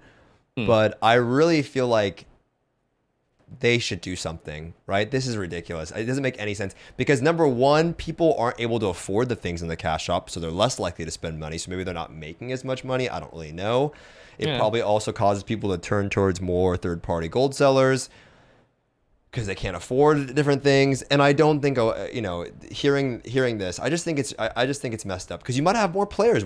Who knows? Maybe your population in South America goes up because players are able to actually afford things in the cash shop and in the game rather than paying 5 times the price of things. So if somebody writes up a good forum post, I'll champion it and try to raise more attention. Hopefully this does help out as well. Sure, I'll do the same thing. I don't want to. I feel so bad because I do have a lot of my audience I found out that are from South America. It's like fucked up, man. I want you to enjoy the game and not feel like you're getting screwed over here and you're being ignored. And no more mean South. Like who cares about SA memes? I've seen stuff like that. It's like it's fucked up, dude. Like you want the game to be successful. You want more players to play the game. You want Smilegate and Amazon to care about the Western version. Well, we need a larger player base. We want to maintain that. And just dismissing an entire region because they're going. Imagine if that was happening to our region. We would riot. Right? So I care about it and I don't want to see that happen. So I'd like to talk about it and generate awareness. And someone writes up a great forum post and explains the scenario and breaks down everything. I'll actually send it over to some of the people I know at Amazon. I'll champion the post online and I'll try to get more people to pay, give attention to it because I don't want that to be the case for anyone that's trying to play the game. Because imagine affording engraving books over there. Like, how do you even do it? Yeah, I think someone sent me a picture where Grudge was like 40,000 gold because there was only like 7 left on the market or something like that. Yeah, because it's a chain cycle. You can't afford anything over there, so then less people are playing the game, which makes everything become more expensive because it's harder to get. It's rare, so it's just a bad, chain of events, right? So hopefully we can bring some attention to that. Okay, a few more fun topics, and then we'll kind of wrap it up. I want to talk about something that I actually get really excited about, and I saw you mention it on your stream not too long ago, and I think everyone always loves when this happens, and that's going to be class overhauls and animation revamps. It seems like every single update recently, we've been seeing attention to actually they pick a class, maybe 2, and they kind of revamp it a little bit or reworks how it feels, and they add in new animations. We saw it with Summoner recently. Shadowhunter got a visual revamp a little bit. We saw it with Destroyer. We saw it with what was another class that was before that? Do you remember? There wasn't any before that, but Artillerist was in that same update as well. And I don't think anyone actually expected that coming. I remember there were people. It was actually a very global topic. No one was really like angry about the idea that some classes seemed outdated compared to others. I'm just talking to you, chat. I know he's not there. I think no one was particularly angry that some classes seemed out of date compared to like the newer classes. But I don't think anyone also expected that they would dedicate like an entire update where they would actually overhaul animations in that way and bring some of these classes up to like a 2022 standard. So like classes like Summoner and Arcana, their spell effects are gorgeous now. And even things like updating the Artillerist HUD makes it feel like a very modern class. Or adding like a couple of new skills. I saw that Artillerist was using that new skill that they got as well. Arcana was another class. Arcana was another class. Yeah, Arcana. So I think it's very exciting because it shows that Smilegate is somewhat interested in, applying a fresh coat of paint to some of these older classes. Even when you look at classes like War Dancer and Striker, these classes are male, female, gender counterparts of each other, and yet Striker's sound effects and animations just are far better. They just are. And so there's a lot of room for them to improve. So I'm hoping that every time we see a balance patch, which should happen about once every 4 months now, that we'll also see some animation overhauls for some of these older classes, like Sharpshooter, for example. Sharpshooter, I think there's a billion ways that you can make the spell animations just look way cooler. as a bow class, you could make it look so much cooler. I actually think a few things. So this is the fun part of the question was what classes do you think need it the most? So I'll talk about sharpshooter really quickly of what I'd like to see, and then you could talk about some other classes. Maybe you have some ideas, or just in general what classes, because you have a lot of classes that you think look dated, or maybe you have no dated classes. But sharpshooter, I feel like it looks smudged, right? Like charge shot, you're sitting like, and you unleash, it's like, phew. It just shoots like it's like a little baby arrow. And I always think about like Maple Story Bowmasters, like wings coming off you, you're shooting these rapid arrows, and it's like it feels epic. Snipe, every skill on sharpshooter is multiple hits. I think it's called an arrow wave. I don't know if it's arrow wave in our version. Arrow wave, sharpshooter, charge shot, snipe. Snipe at least could be brought down to one big hit, and I think it'd feel more satisfying than it's just like 20, 20, 20, 20. You get like one big number, and then like you charge up this big snipe, and it looks all sick. The little thing comes in, it's like, it doesn't have the like oomph behind the class to make it really sick. And then you have this like weird bird symbol. I just feel like it could be really epic and have better visuals and have more single number attacks to make it feel more satisfying. And I really do feel like sharpshooter is one of the classes that could use it the most. There are other classes, but I'll save that for you. What other classes do you predict could see some changes, or classes that you think need it the most? Scrapper. I don't play Scrapper, but I do know that little skill they got, Death Sentence. It's their strong. It's like one of their strongest skills. A little poot in front of them. It's so it's so underwhelming for how much damage it does. The number saves it. The numbers. Yeah. Oh, Death Rattle. I'm sorry, that's what it's called in the West. Yeah, I think there's. I mean. I want to see Berserker get an animation overhaul as well, because we know that the gender unlock is coming for it, female Berserker in winter, and so I feel like timeline wise, it would be a good time to apply a fresh coat of paint so that both of these classes like enter the limelight at the same time. But yeah, there's that. There's Scrapper, already mentioned. Sharpshooter, Arcana got it, so she's good. Summoner got it, so she's good. I would kind of like to see Deadeye get some love as well, because everything really looks samey on Deadeye, and also the shotguns could, they could feel like they pack a bigger punch considering all the damages in them. I'm mainly thinking about classes like the original lineup of War classes Dancer as well. Smoj, dude. War Dancer could use it as well. I mean, War Dancer and Scrapper, they both came out at the same time. Back in the day. Those are the ones that really come to mind. I only expect them to do like one or two classes of animations now moving forward. I wouldn't expect them to do them all at once. So really the ones that immediately come to mind are things like Scrapper, Sharpshooter, and Berserker for animation overhauls. Yeah. I actually am bat testing for female Berserker. I don't know why. I just know it's gonna look really cool, like new animations. It's gonna be like, I really like Berserker. I actually really do. I feel like I enjoy the class a lot, and I think getting some animations there. I don't think it's actually the worst though. I mean, I guess it's just like you're this big sword, and you could add a lot to it. For me, again, I think Sharpshooter, unbiased, but I think War Dancer is definitely up there. It's just like everything is just, they have good sound effects, but they don't look visually that cool. And then you have Striker that like launches this crazy tiger, and the sound effects are crazy. And I think that's one of the most important things of the game, and it's a nice refresh of classes. Like for example, Summoner got a bunch of revamps, dude, to where it looks way more insane. And I had like a little bit of interest playing Summoner just because I thought, oh, I can read chat while my pets do damage for me. But then now I want to make one. It almost feels like a new class for me. Like, oh, I really want to try that. So it's a really nice way of, number one, making people happy that are currently playing the class, but also reintroducing the class to the game with a new fresh coat of paint. And I think that gets players excited. Yeah. You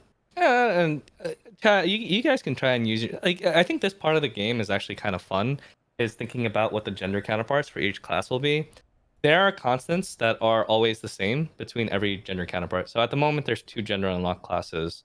Striker is the gender unlock of War Dancer, and Gunslinger is the gender unlock of Deadeye. And even though they're gender unlocks, they play somewhat differently. There's a reason for that.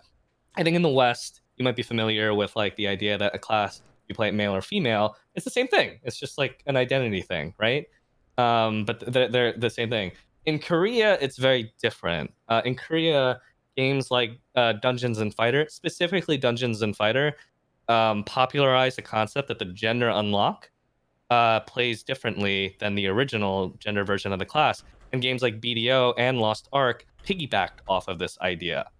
And so that's why they don't just unlock all the genders for all the classes. So if you've ever like wanted to like just like daydream and imagine, you can try and think about like what the gender unlock for a non-existent class would be like a male sorcerer.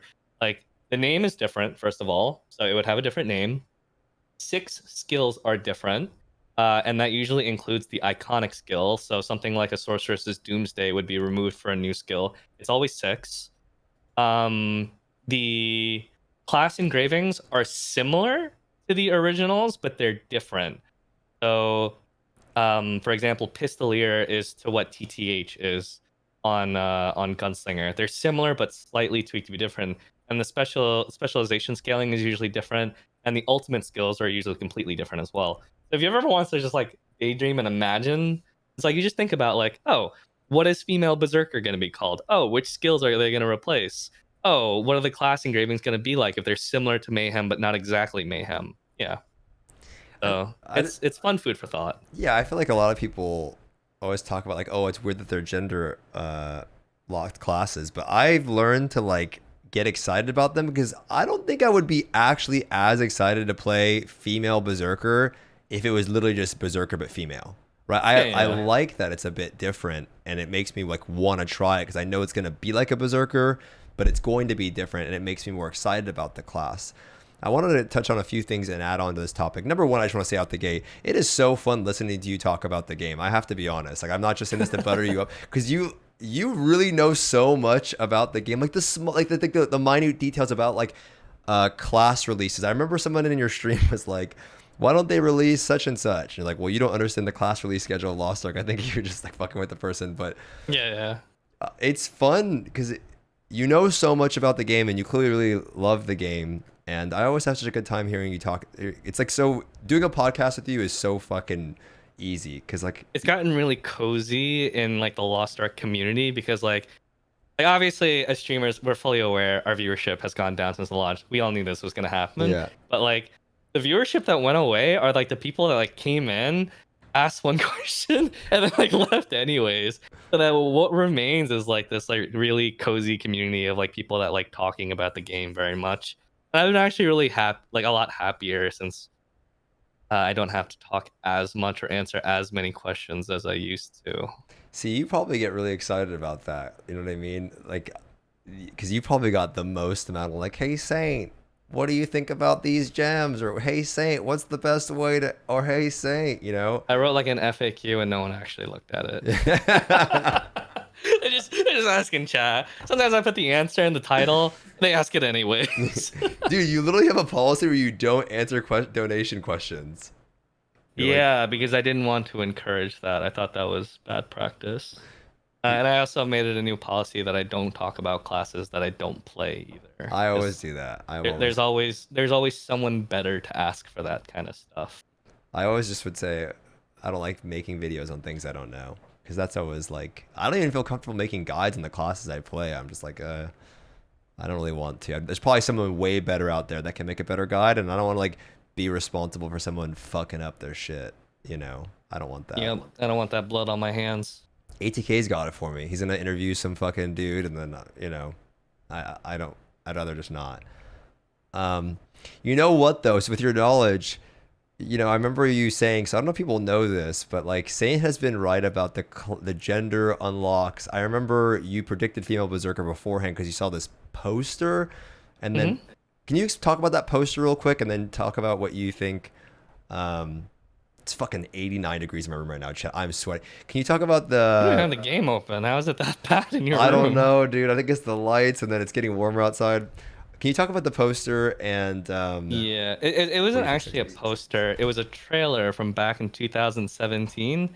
It showed the poster children of each of the main classes. But bear in Oh, mind, this was before Assassin came out and before Specialist came out. So there were only 4 classes at this time. There was the Warrior, there was the Gunner, there was the Martial Artist, and there was the Mage. And in this trailer back in 2017, before the game launched, the 4 main characters of each of these classes were Berserker, Deadeye, War Dancer, and Summoner.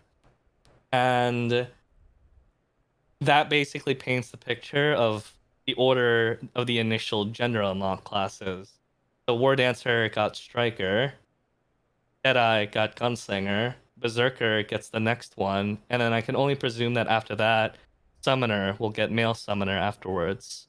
After that, there's no clue as to what comes next. I would assume Assassin, a male assassin, would come next. But the thing about Assassin is that both Deathblade and Shadowhunter actually released in the same update in Korea. It was the only time where they ever released 2 classes in one single day.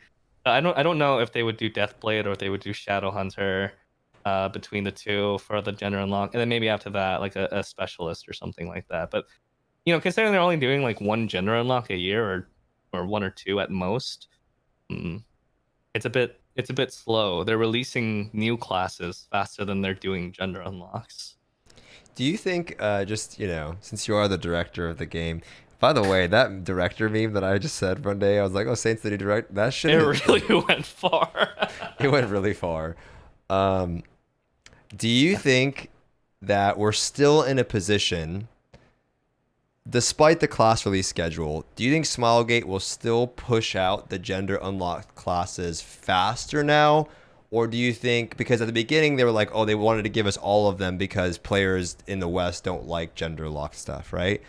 Or do you think they've kind of, all right, well, the player base is like the more hardcore player base, so we're going to continue just giving them a... Like, do you think if we get will we get female berserker sooner in the West, or do you think it's the last class that we're gonna get? Like, what if we get summoner and then male summoner comes out? Like, do you think we'll get it sooner? I know you don't know. You just had to take a fun guess, or do you think it's gonna stick to what we're getting now? Yeah, people are always going to be upset. If you release something like a female berserker early, then people get smashed that artist and aeromancer aren't like next on the chopping block. So no matter what, people are just going to be like pretty angry. And then people come out with all sorts of like coping mechanisms, like release artists so that there's no support shortage. Do it now. No matter what, people are always going to want the newest and shiniest thing that's in Korea. That's always going to be the case. There's so many people who want aeromancer now who didn't even know she existed until like a month ago. When female berserker comes out, people are going to want female berserker, especially if for whatever reason they don't like give a new paint to male berserker. You're like, why would I play this when the female version is clearly superior? Something like that. I don't know. But I would hope so. I mean, they did do that. That's more or less confirmed that the reason why Striker and Gunslinger were available is because they wanted gender counterparts there from the beginning. The reason Paladin was there at launch was because they wanted a male support option at launch. Sometimes some of you guys look at like the Korean version of the game and you're like, why is Bard so popular? Why are there like 5 times as many Bards as Paladins, whereas in the West it's even between the two? It's because for the first 2 years of service, we only had Bard as a support. There was no other option. So I think the class releases at the beginning, beyond the part that like people wanted gender unlocks, was just more accessibility and options. Got it. Okay. All right. Last topic. I had more. I always have more, but we'll end it with this. It's like a good, I think. I want to talk about Akkan and Thaemine and just the Akkan experience, because we didn't really get a chat about it. I wanted to do a podcast with everybody, but I think this is an excellent time to talk about it. So Akkan came out. I'm sure you guys have seen it now. You've seen the videos. And for me, it was one of the most epic fucking raids I've ever done. Looking back, was it the most challenging raid? I don't think so because it was a 3 gate raid, but it wasn't easy per se. I think the last gate was just about everyone not dying, and that's pretty much what the gate came down to. It's just like you just can't die because if you die, it makes it way harder. But it was fucking epic. Okay, I actually, in my opinion, I think for me, it's personal preference. Everyone understands this, but for me, that experience dumpstered the April experience because just the special interactions, the gate one when you go up with the water, you're like moving along in this thing like to get to this like crazy ass tower. Then Akkan like fucking pops off. He like morphs into this like jacked Akkan, and then he turns into like He morbs. yeah, he goes in this big ass monster, and there's all these like he's like sucking the souls of these people, and then you go up this fucking tower, and there's like zombies like coming up, and then there's the spoiling the whole fight right now. I mean, you're on my channel, you fucking. I'm kidding. Yeah, and then the way interactions, the special, it's just such, and the music, it was such an epic fight for me. Like I was like, wow, this is like badass. April was like pogfish. This raid felt like, fuck, this is a badass raid. And each raid in Lost Ark, it's stepped up. Like it's gotten better and better and better. It's the scope of design creep. Yeah. I remember you talking about this a long time, design creep. It applies to the classes, the zones, everything. Everything. Yeah. But now it's like, I guess quickly, can you talk about your Akkan experience, but also like what this means for Thaemine and like what you think we can expect going forward with how the raids are designed? Maybe the people dying in the raid is like an anti-bust thing, whatever, but also just like the scale of them, like how much crazier they're getting. Yeah, what's your con experience? What are you excited about Thaemine? What do you expect? And just, yeah. So a lot of people ask me how I would rank a con among all the raids since I've done all of them in their release week. A con was not very difficult, but it was the most fun. Of all the raids that I have done on day one, a con was the most fun. And that's not just because I got to play with a group of English-speaking players. The reason why a lot of these other raids were harder is because they had these mechanics that were, in my opinion, poorly designed. They were difficult for the sake of being frustrating and not for the sake of fun. A con, for the most part, almost all of the mechanics are actually very interesting. They're very fun. They're fun to solve, and they're fun to execute. And that is an amazing part of it. I know some people were like, oh, this was supposed to be the break raid as they watched us struggle, but I mean, the reality is it was a lot easier than Brel. Brel was true suffering. And the way that Smilegate described it is that a con would be a break raid. You know, you just went through Brel, then you get a little break raid, and then you get true suffering when Thaemine comes out. But presentation-wise, it was incredible. Most people don't even know who Akkan is. They didn't even know who the character was. He was a complete throwaway character. But the presentation of the raid was just at the highest level of what Smilegate could provide. It made raids like Vicus and Walton look like a joke, where you just kind of walk up to them and fight them. You have this amazing scale of this almost throwaway character where like everyone is coming together. All the sidereals are coming together. You have all these cutscenes, this amazing music, all these like grand scopes and backgrounds and everything. And I think it's a true testament of Smilegate constantly getting better at their job, which is a little unfortunate because I kind of almost wish they would go back to Vulcan and Vicus and almost like remake these fights with their skills in mind, add these special sidereal interactions, because obviously there would be appropriate places for them as well. There's so much that they could have done with what skills they have in designing the game now, really. The crazy thing, I think what's funny about what you said is that Akkan was supposed to be this like throwaway legion. Like no one gave a shit about Akkan, right? Yeah. And then they turned him into such a badass character. Like he's easily my favorite one right now. Like this is the most badass character. You know what I mean? Just everything about it. Like the trailer, I got like, it was so sick, man. I know when you're watching it, I really hope that like you could see that it was really fucking cool. I hope it's not one of those things like, oh, you wait till you see it, wait till you experience. I hope you could get some of that out of the raid, because when I was doing it, I'm like, this is so cool. And now the whole point of this is number one, it's clear to me that the time that they had off, I mean, they put a lot of work into they put a lot of work into the raid. They must have been working on this for a while, right? And they've probably been working on Thaemine as well, I'm assuming. I don't think at the same time, definitely, 100%. And so we can kind of see that we have these new interactions with sidereals, these hidden interactions, which is so cool to discover. Like when you just fucking randomly find one out, it's very cool. And I'm looking forward to just like randomly seeing what it is. But now it's like if they did that with Akkan, like what the, because Thaemine's the most badass Legion raid commander, right? He's like he's the Giga Chad of all of them. He's like the biggest one. And obviously Kadan's gonna have this crazy shit with him too in the raid. Like, of course, yeah. What is it gonna be? Like, what? You said something about him, the director saying it was gonna be like the hardest raid by far, right? Yes, it's supposed to be. Well, I mean, Thaemine, canonically, he is stronger than all of the other Legion commanders put together. That's supposed to be like his whole spiel, is that he stands on even footing with Kazaros. So I think, if I recall correctly, it's 4 gates.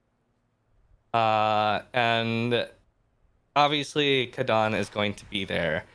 And it's just fun to think about how this is going to entail, because obviously there's some really big story implications when it comes to Thaemine as well. His true identity and how he relates to Kadan, because they're kind of like an odd pairing outside the scope of the rest of the game's story. But every single Legion raid, it's actually kind of cool if you think about it. Every single Legion raid was designed in such a way where you would use the rival of the Legion commander to finish the fight. Irene finishes the fight in the ghost phase of Vulcan. Wei is usually there to finish the fight against Lycus. Usually you'll try to use Nineveh against Kikul Saintone. Azena is often used against Brel at the very end. Akkan, there was that interaction as well, but it's kind of like a story specific thing. And so I think it's very fair to assume that in the case of Thaemine, the fight will end with Kadan somehow, in some way, shape, or form. It's just a matter of how it'll be done. It's gonna be 6 gates, right? 4. Oh, it's 4. Okay, it's 4 gates. I thought I remember seeing 6 at Low, but you probably remember better than I do. It's bad that they do 6 gates, because it's very fatiguing. Like when you go through Brawl for the first time, chat, you're like, wow, this is amazing. You're gonna look forward to doing it every week. And then you're going to one day get to a point where you have 6 characters that can do Brawl, each doing 6 gates each, and you're gonna be like, oh, fuck this. Dude. Fuck this, dude. The first time you do it, it actually feels a little bit like, I don't know how many bosses are in FF raids, but it definitely feels like a WoW raid where it's like this long, it's like you're going through this thing. Right. In WoW has a lot of bosses per raid. But WoW, you just do the one character to that raid. If you have 6 characters, we're talking about 36 bosses. It gets pretty rough. Dude, so it's bad that they do too many, especially when K-Angle comes into play, and now you're doing 2 more gates of bosses every single week without taking away. I'm at this point where each one of my characters can do up to 16 bosses every week. Dude, I was gonna say, man, I go into thank you, Steve, by the way. I was going to if you go to ATK stream, just open it up. 9 times out of 10, he's literally in April. 9 times out of 10, he's in Belshazzar. He's fried out of his mind. It's 6 in the morning, and it's always the exact same scene. I always go in there, and it's them at the very end of gate 6, and the little orbs coming down, and he's like, no, and like the cube blows up, and it's the same exact thing. Every time, dude, the little fucking ball is coming down, the same Belshazzar music's going on, the fight starts, the pogfishes come out. It's the same. I swear to God, every time I go into a stream, he's in Brel, because it's such a long raid. He has so many of them to do, and I'm like, fuck, dude, that looks kind of miserable, dude. Yeah, because he has so many characters, he can't set up a static for all of them. He has to pug a lot of them, and your mileage may vary when it comes to that. But I still think 4 gates, good number. I think 3 is like, I actually love 3 too, but I It's think comfy. I think 4 will be cool, and I just cannot wait for this. I'm so excited about it. Like I just If you're so excited about it, why haven't you done a con since release week? okay, because listen, man, the time slot is so bad. I want to do it. Really, it's dude. ATK is like, yo, dude, we're doing a con, right? Because our group, everyone's doing different time schedules. So then, he's like, I'm like, ATK, when are you doing a con? He's like, oh, we can have a slot for you. It's gonna be at 2, or it's gonna be at. Basically, it's 4 in the fucking morning. I'm like, dude, I'm not waking up at 4 a.m. to do a con. Like, that sounds fucking miserable, dude. Like, the last thing I want to do is wake up, like, you know, and it's like, are you ready, Stoopzz? It's 4 a.m. Like, I'm not trying to do, because It's not that bad anymore. It's like an hour and a half, 2-hour run. No, man. Those bozos were in there for 4 hours the other week. I know what it's like. Like, No, this past week it was an hour and a half. They did fine. all right, well. 4 4 a.m. is still too early. It's raid still an hour and a half and then go back to sleep. Dude, I've been listen, man. I've raided with them. I've woken up at 9 a.m.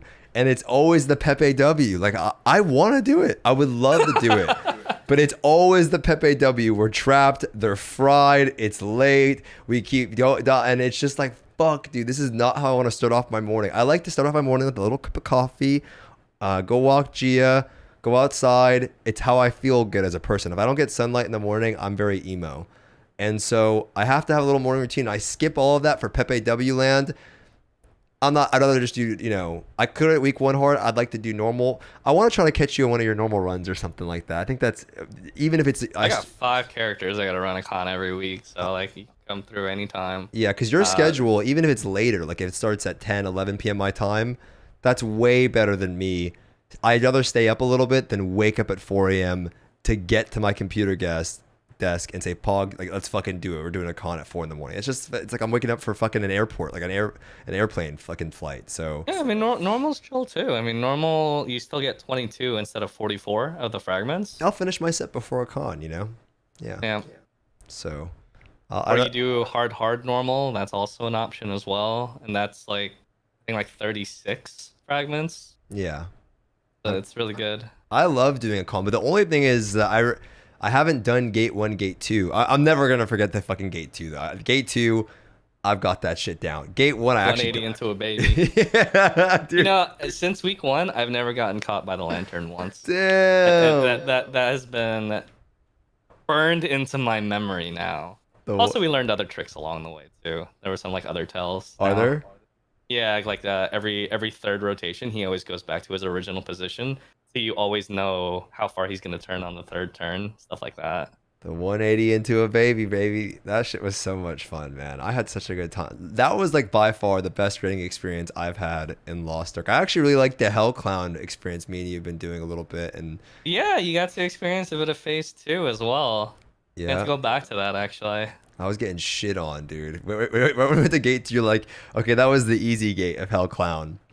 And it blew my mind because, like, some of the mechanics, I thought you would know them a little bit better because you've been through all of Clown. Multiple times. But I guess in some cases, you never really had to care about those mechanics and learning those mechanics. That, and I haven't done Clown in probably a month and a half, probably. I haven't done it in a while just because it's like I don't really... It's hard. It's harder for me to, like... do raids. It's not just you though. It's other people too that regularly do Clown every week, sometimes on multiple characters. They know surprisingly less about the mechanics than I would think, because I think in a lot of cases they go in, maybe they're a little bit higher geared. It doesn't matter if they get hit by the red or yellow. What does that matter? It's gonna do like what 5,000 damage to you. It's irrelevant. But dude, it fucking hurts when the beam. Like, the beam hits you, like, oh, shit. You know, you'll just space, turn the beam away, someone gets hit, oh, fuck, whatever. When this beam hits you, dude, I was in a raid with Saint, and he taught me, but honestly, man, he's been fantastic. Like, I went into the raid not knowing anything, and then now I've learned how to avoid the red, the yellow, every time. Now you'll teach it to them when it comes out in the West, when you do your viewer parties. Yeah, I've learned how to do, like, from doing the hell mode one, where it's like, I can't get hit by this. So now I know like the boss patterns, so they fucking really hurt if you get hit by. There's this beam where he'll like charge it up in this cannon, and I was in the raid with Saint, and the first thing that hit me, the like laser, it's like, and it knocks me off the side of the map. I died in the first 10 seconds of the fight, and I'm like, what the fuck? And then I got to see it firsthand. Saint got hit by the laser, and I saw his character literally on the other side of my ultra wide go, like all the way, dude. It was so, and I was like, holy fucking shit, man. That thing's scary. But I learned how to deal with that, and we actually made it to the, well, I won't spoil it. Made it to like one of the later mechanics, and yeah, I feel like it's actually gate 2 actually is killable. I just have to not be fried at 3 in the morning, and more. Now I'm more aware of the fight as well. So going into it the next time will be better. Yep. Okay. That was about 2 hours. I have my my EU character, my striker that I'm going to be spending 500,000 gold on after this to get him to go to Deathblow. I've been watching you play your Deathblow striker on Korea, and I saw the numbers, and I literally was watching your stream, and I saw the numbers that you were hitting. And I was like, okay. And then I just peepo swiped a bunch of gold on EU. Because I want to make my EU character. I'm excited to make juice up my character on EU. I did it on NA with my Scrapper, which is a lot of fun, doing big numbers. And now I want to do something for the EU boys in chat. So I'm going to be doing that later today. That was a fantastic fucking time, though. I had a great time. I would love to do this just again in the future when there's something else coming up. It's fun talking to you like this. We could do IRL podcast. That's true, dude. We could get a little setup. We could have Lust Boy with us too. Maybe one of the rooms. So we're thinking about if we move to Nevada, it's much cheaper. You can get a bigger house, and usually you can get like most of the houses they're like 4-bedroom. You know what we could do? We could turn one of the rooms into a desk and make it. And you could have some fun shit in there. Like I know you want to get a DDR machine. Yeah, I want to get a DDR machine, chat. Like a full arcade DDR machine. I think they're like $2,000-$3,000. Yeah, he wants to get a DDR one. I want to get a little Mario Kart. I've seen them at Dave & Buster's. It's like the Mario Karts, like fucking. I think that'd be cool. But we could get a desk in there, get some fucking mics set up, and actually have like a little podcast thing. That could be like a fun once a week thing that we do. Maybe just an idea. It wouldn't be hard to set up at all. And that'd be. Oh, not everyone in chat knows. Yeah, so I have to move back to the States because my work visa is expiring since I don't work technically for a company in Korea anymore. And asked Stoopzz and Lust Boy if they were down to like rent a place in like Nevada because you can evade taxes there. As a streamer, there's no income tax like Texas, or state income tax. And what I get out of it is I get a place to live and kind of like, I guess like live over there for a bit. And Stoopzz and Lust Boy, they get more space and air conditioning. And I think that's a pretty good deal. I'm melting right now. It's like it's so because I don't have this thing on, and I could have the AC and you wouldn't hear because it'd be coming from the roof. But you know what's weird though? So, anyways, we're gonna look into getting a place together. Hopefully, if everything works out by the end of the year. I want to do it. I like best case scenario. I'd like to move by the end of the year, and then we can do like some crazy Christmas thing or something. Yeah, Christmas party, dude. A little Loa on Christmas party, dude. Get a big ass tree or something dude, like that. Dude, that would be fucking sick, man. That would be actually so fucking cool. Yeah. That'd be really Loa on watch party with a huge Christmas tree and decorations. Dude, all dressed up, little eggnog and shit, man. That'd be fucking a big ham. I know you like pork, so a big ass ham or something, dude. That'd be fucking epic, man. I would love that. Yeah. I've always wanted to, like, just try like doing a little streamer thing, like grouping up other streamers living together, because it'd be fun. We're all like doing the same thing. We can do cool content together. Yeah, it's like a content house. But I was telling people, even if I move back to States, I'm probably gonna keep my same stream schedule. And so there's probably some overlap between our schedules in that case, but like it's still pretty opposing. And all I imagine is like I'm trying to sleep. I guess it would be in the middle of the day, and all I would hear from across the house is like, you piece of shit! What the fuck? Fuck you! Something like that from like through the walls or something. So maybe we have to look into soundproofing. Yeah, we'll look into some of the walls, or just make sure that, you know, there's a room in between both of us or something, because that's definitely going to happen. I mean, I'm surprised that my neighbors haven't said anything before, because, I mean, I know Dude, I have like foam underneath my doors. And my doors padded with, I swear to God, because I'm I get all excited. You know what's funny though? It's like it's really weird that we get along because we are, I would say, I don't know if we're complete opposites, but we are like on the other sides of the spectrum. If you go to Saint's stream, it's very chill, very knowledgeable, very relaxed, and definitely a lot of funny moments. That's why I watch a lot, because obviously I like listening to you and stuff like that, but also your stream's very funny. And then I'm like the complete, it's weird that we get along because we're like the complete opposite, but it's almost like a nice complementary, it's like Yeah, the yin yang. There you go. yeah. So I think it'll be a really fun experience overall. And I think that'd be fun to do a lot of cool content together. Just stuff like that would be pretty exciting. And Who else lives over there, by the way, that we could meet up with in that area? Do you know other streamers in that area? that mods used to live there, doesn't live there anymore. DJ Montague lives in Nevada. But I mean, you're also in California, near California. It's really close. So you have that whole western region. I mean, even like just getting to California is pretty easy. That's also like one reason why I want to live there, because I have family in California and it's not too far from my family. My mom's like pretty specific about doesn't want me to leave. She's very like, she'd be sad if I went somewhere far. But I wanted to move for. I mean, my room's fucking. It's a goddamn fucking. I mean, look at this shit, dude. Look at oh my god, my leg. Look at this room, dude. There's nothing in here. It's literally just fucking. That's it. This is where I stream in, and it's hot. There's no AC, and I don't know, man. I would love a little bit of like space, you know, just space, and also just to be surrounded by like-minded people. I think it'd be really fun. Dude, I've been isolated for like the past. I don't think it's been 10 years. But I don't go out. I don't go out to meet people. I went out like sometimes when I was working because coworkers would like peer pressure me. Oh, let's go get some food. And I would just sit there. Sometimes I would pull out my phone and I would just swipe through the home pages, not actually doing anything to make it look like I was busy on my phone. And I also miss my parents. I miss my grandma. I know my grandma probably doesn't have that many years left in her. I just want to be in arm's reach of all those people, and I kind of want to actually like get out of the sheltered life bubble just a little bit, and I hope that this could help. Yeah, I think it will. I mean, I won't like drag you at anything, but you know, I think it'll be nice. And also, I think we could do a sick Loa on show. Maybe we can make that happen, or anything like that in the future. I think we could do something really, really fun with that.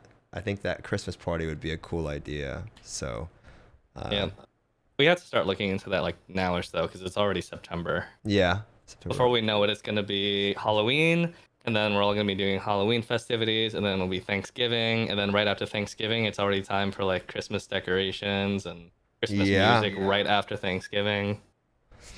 Saturdays, I'm always off, so I'll take some time this Saturday to really like bring up some plans or ideas or things that make sense of like what I would like, and then just locations and stuff. Yeah, I'll look into this Saturday. I'm always off Saturday, so I'll take the Saturday to work on it. Okay, listen, chat.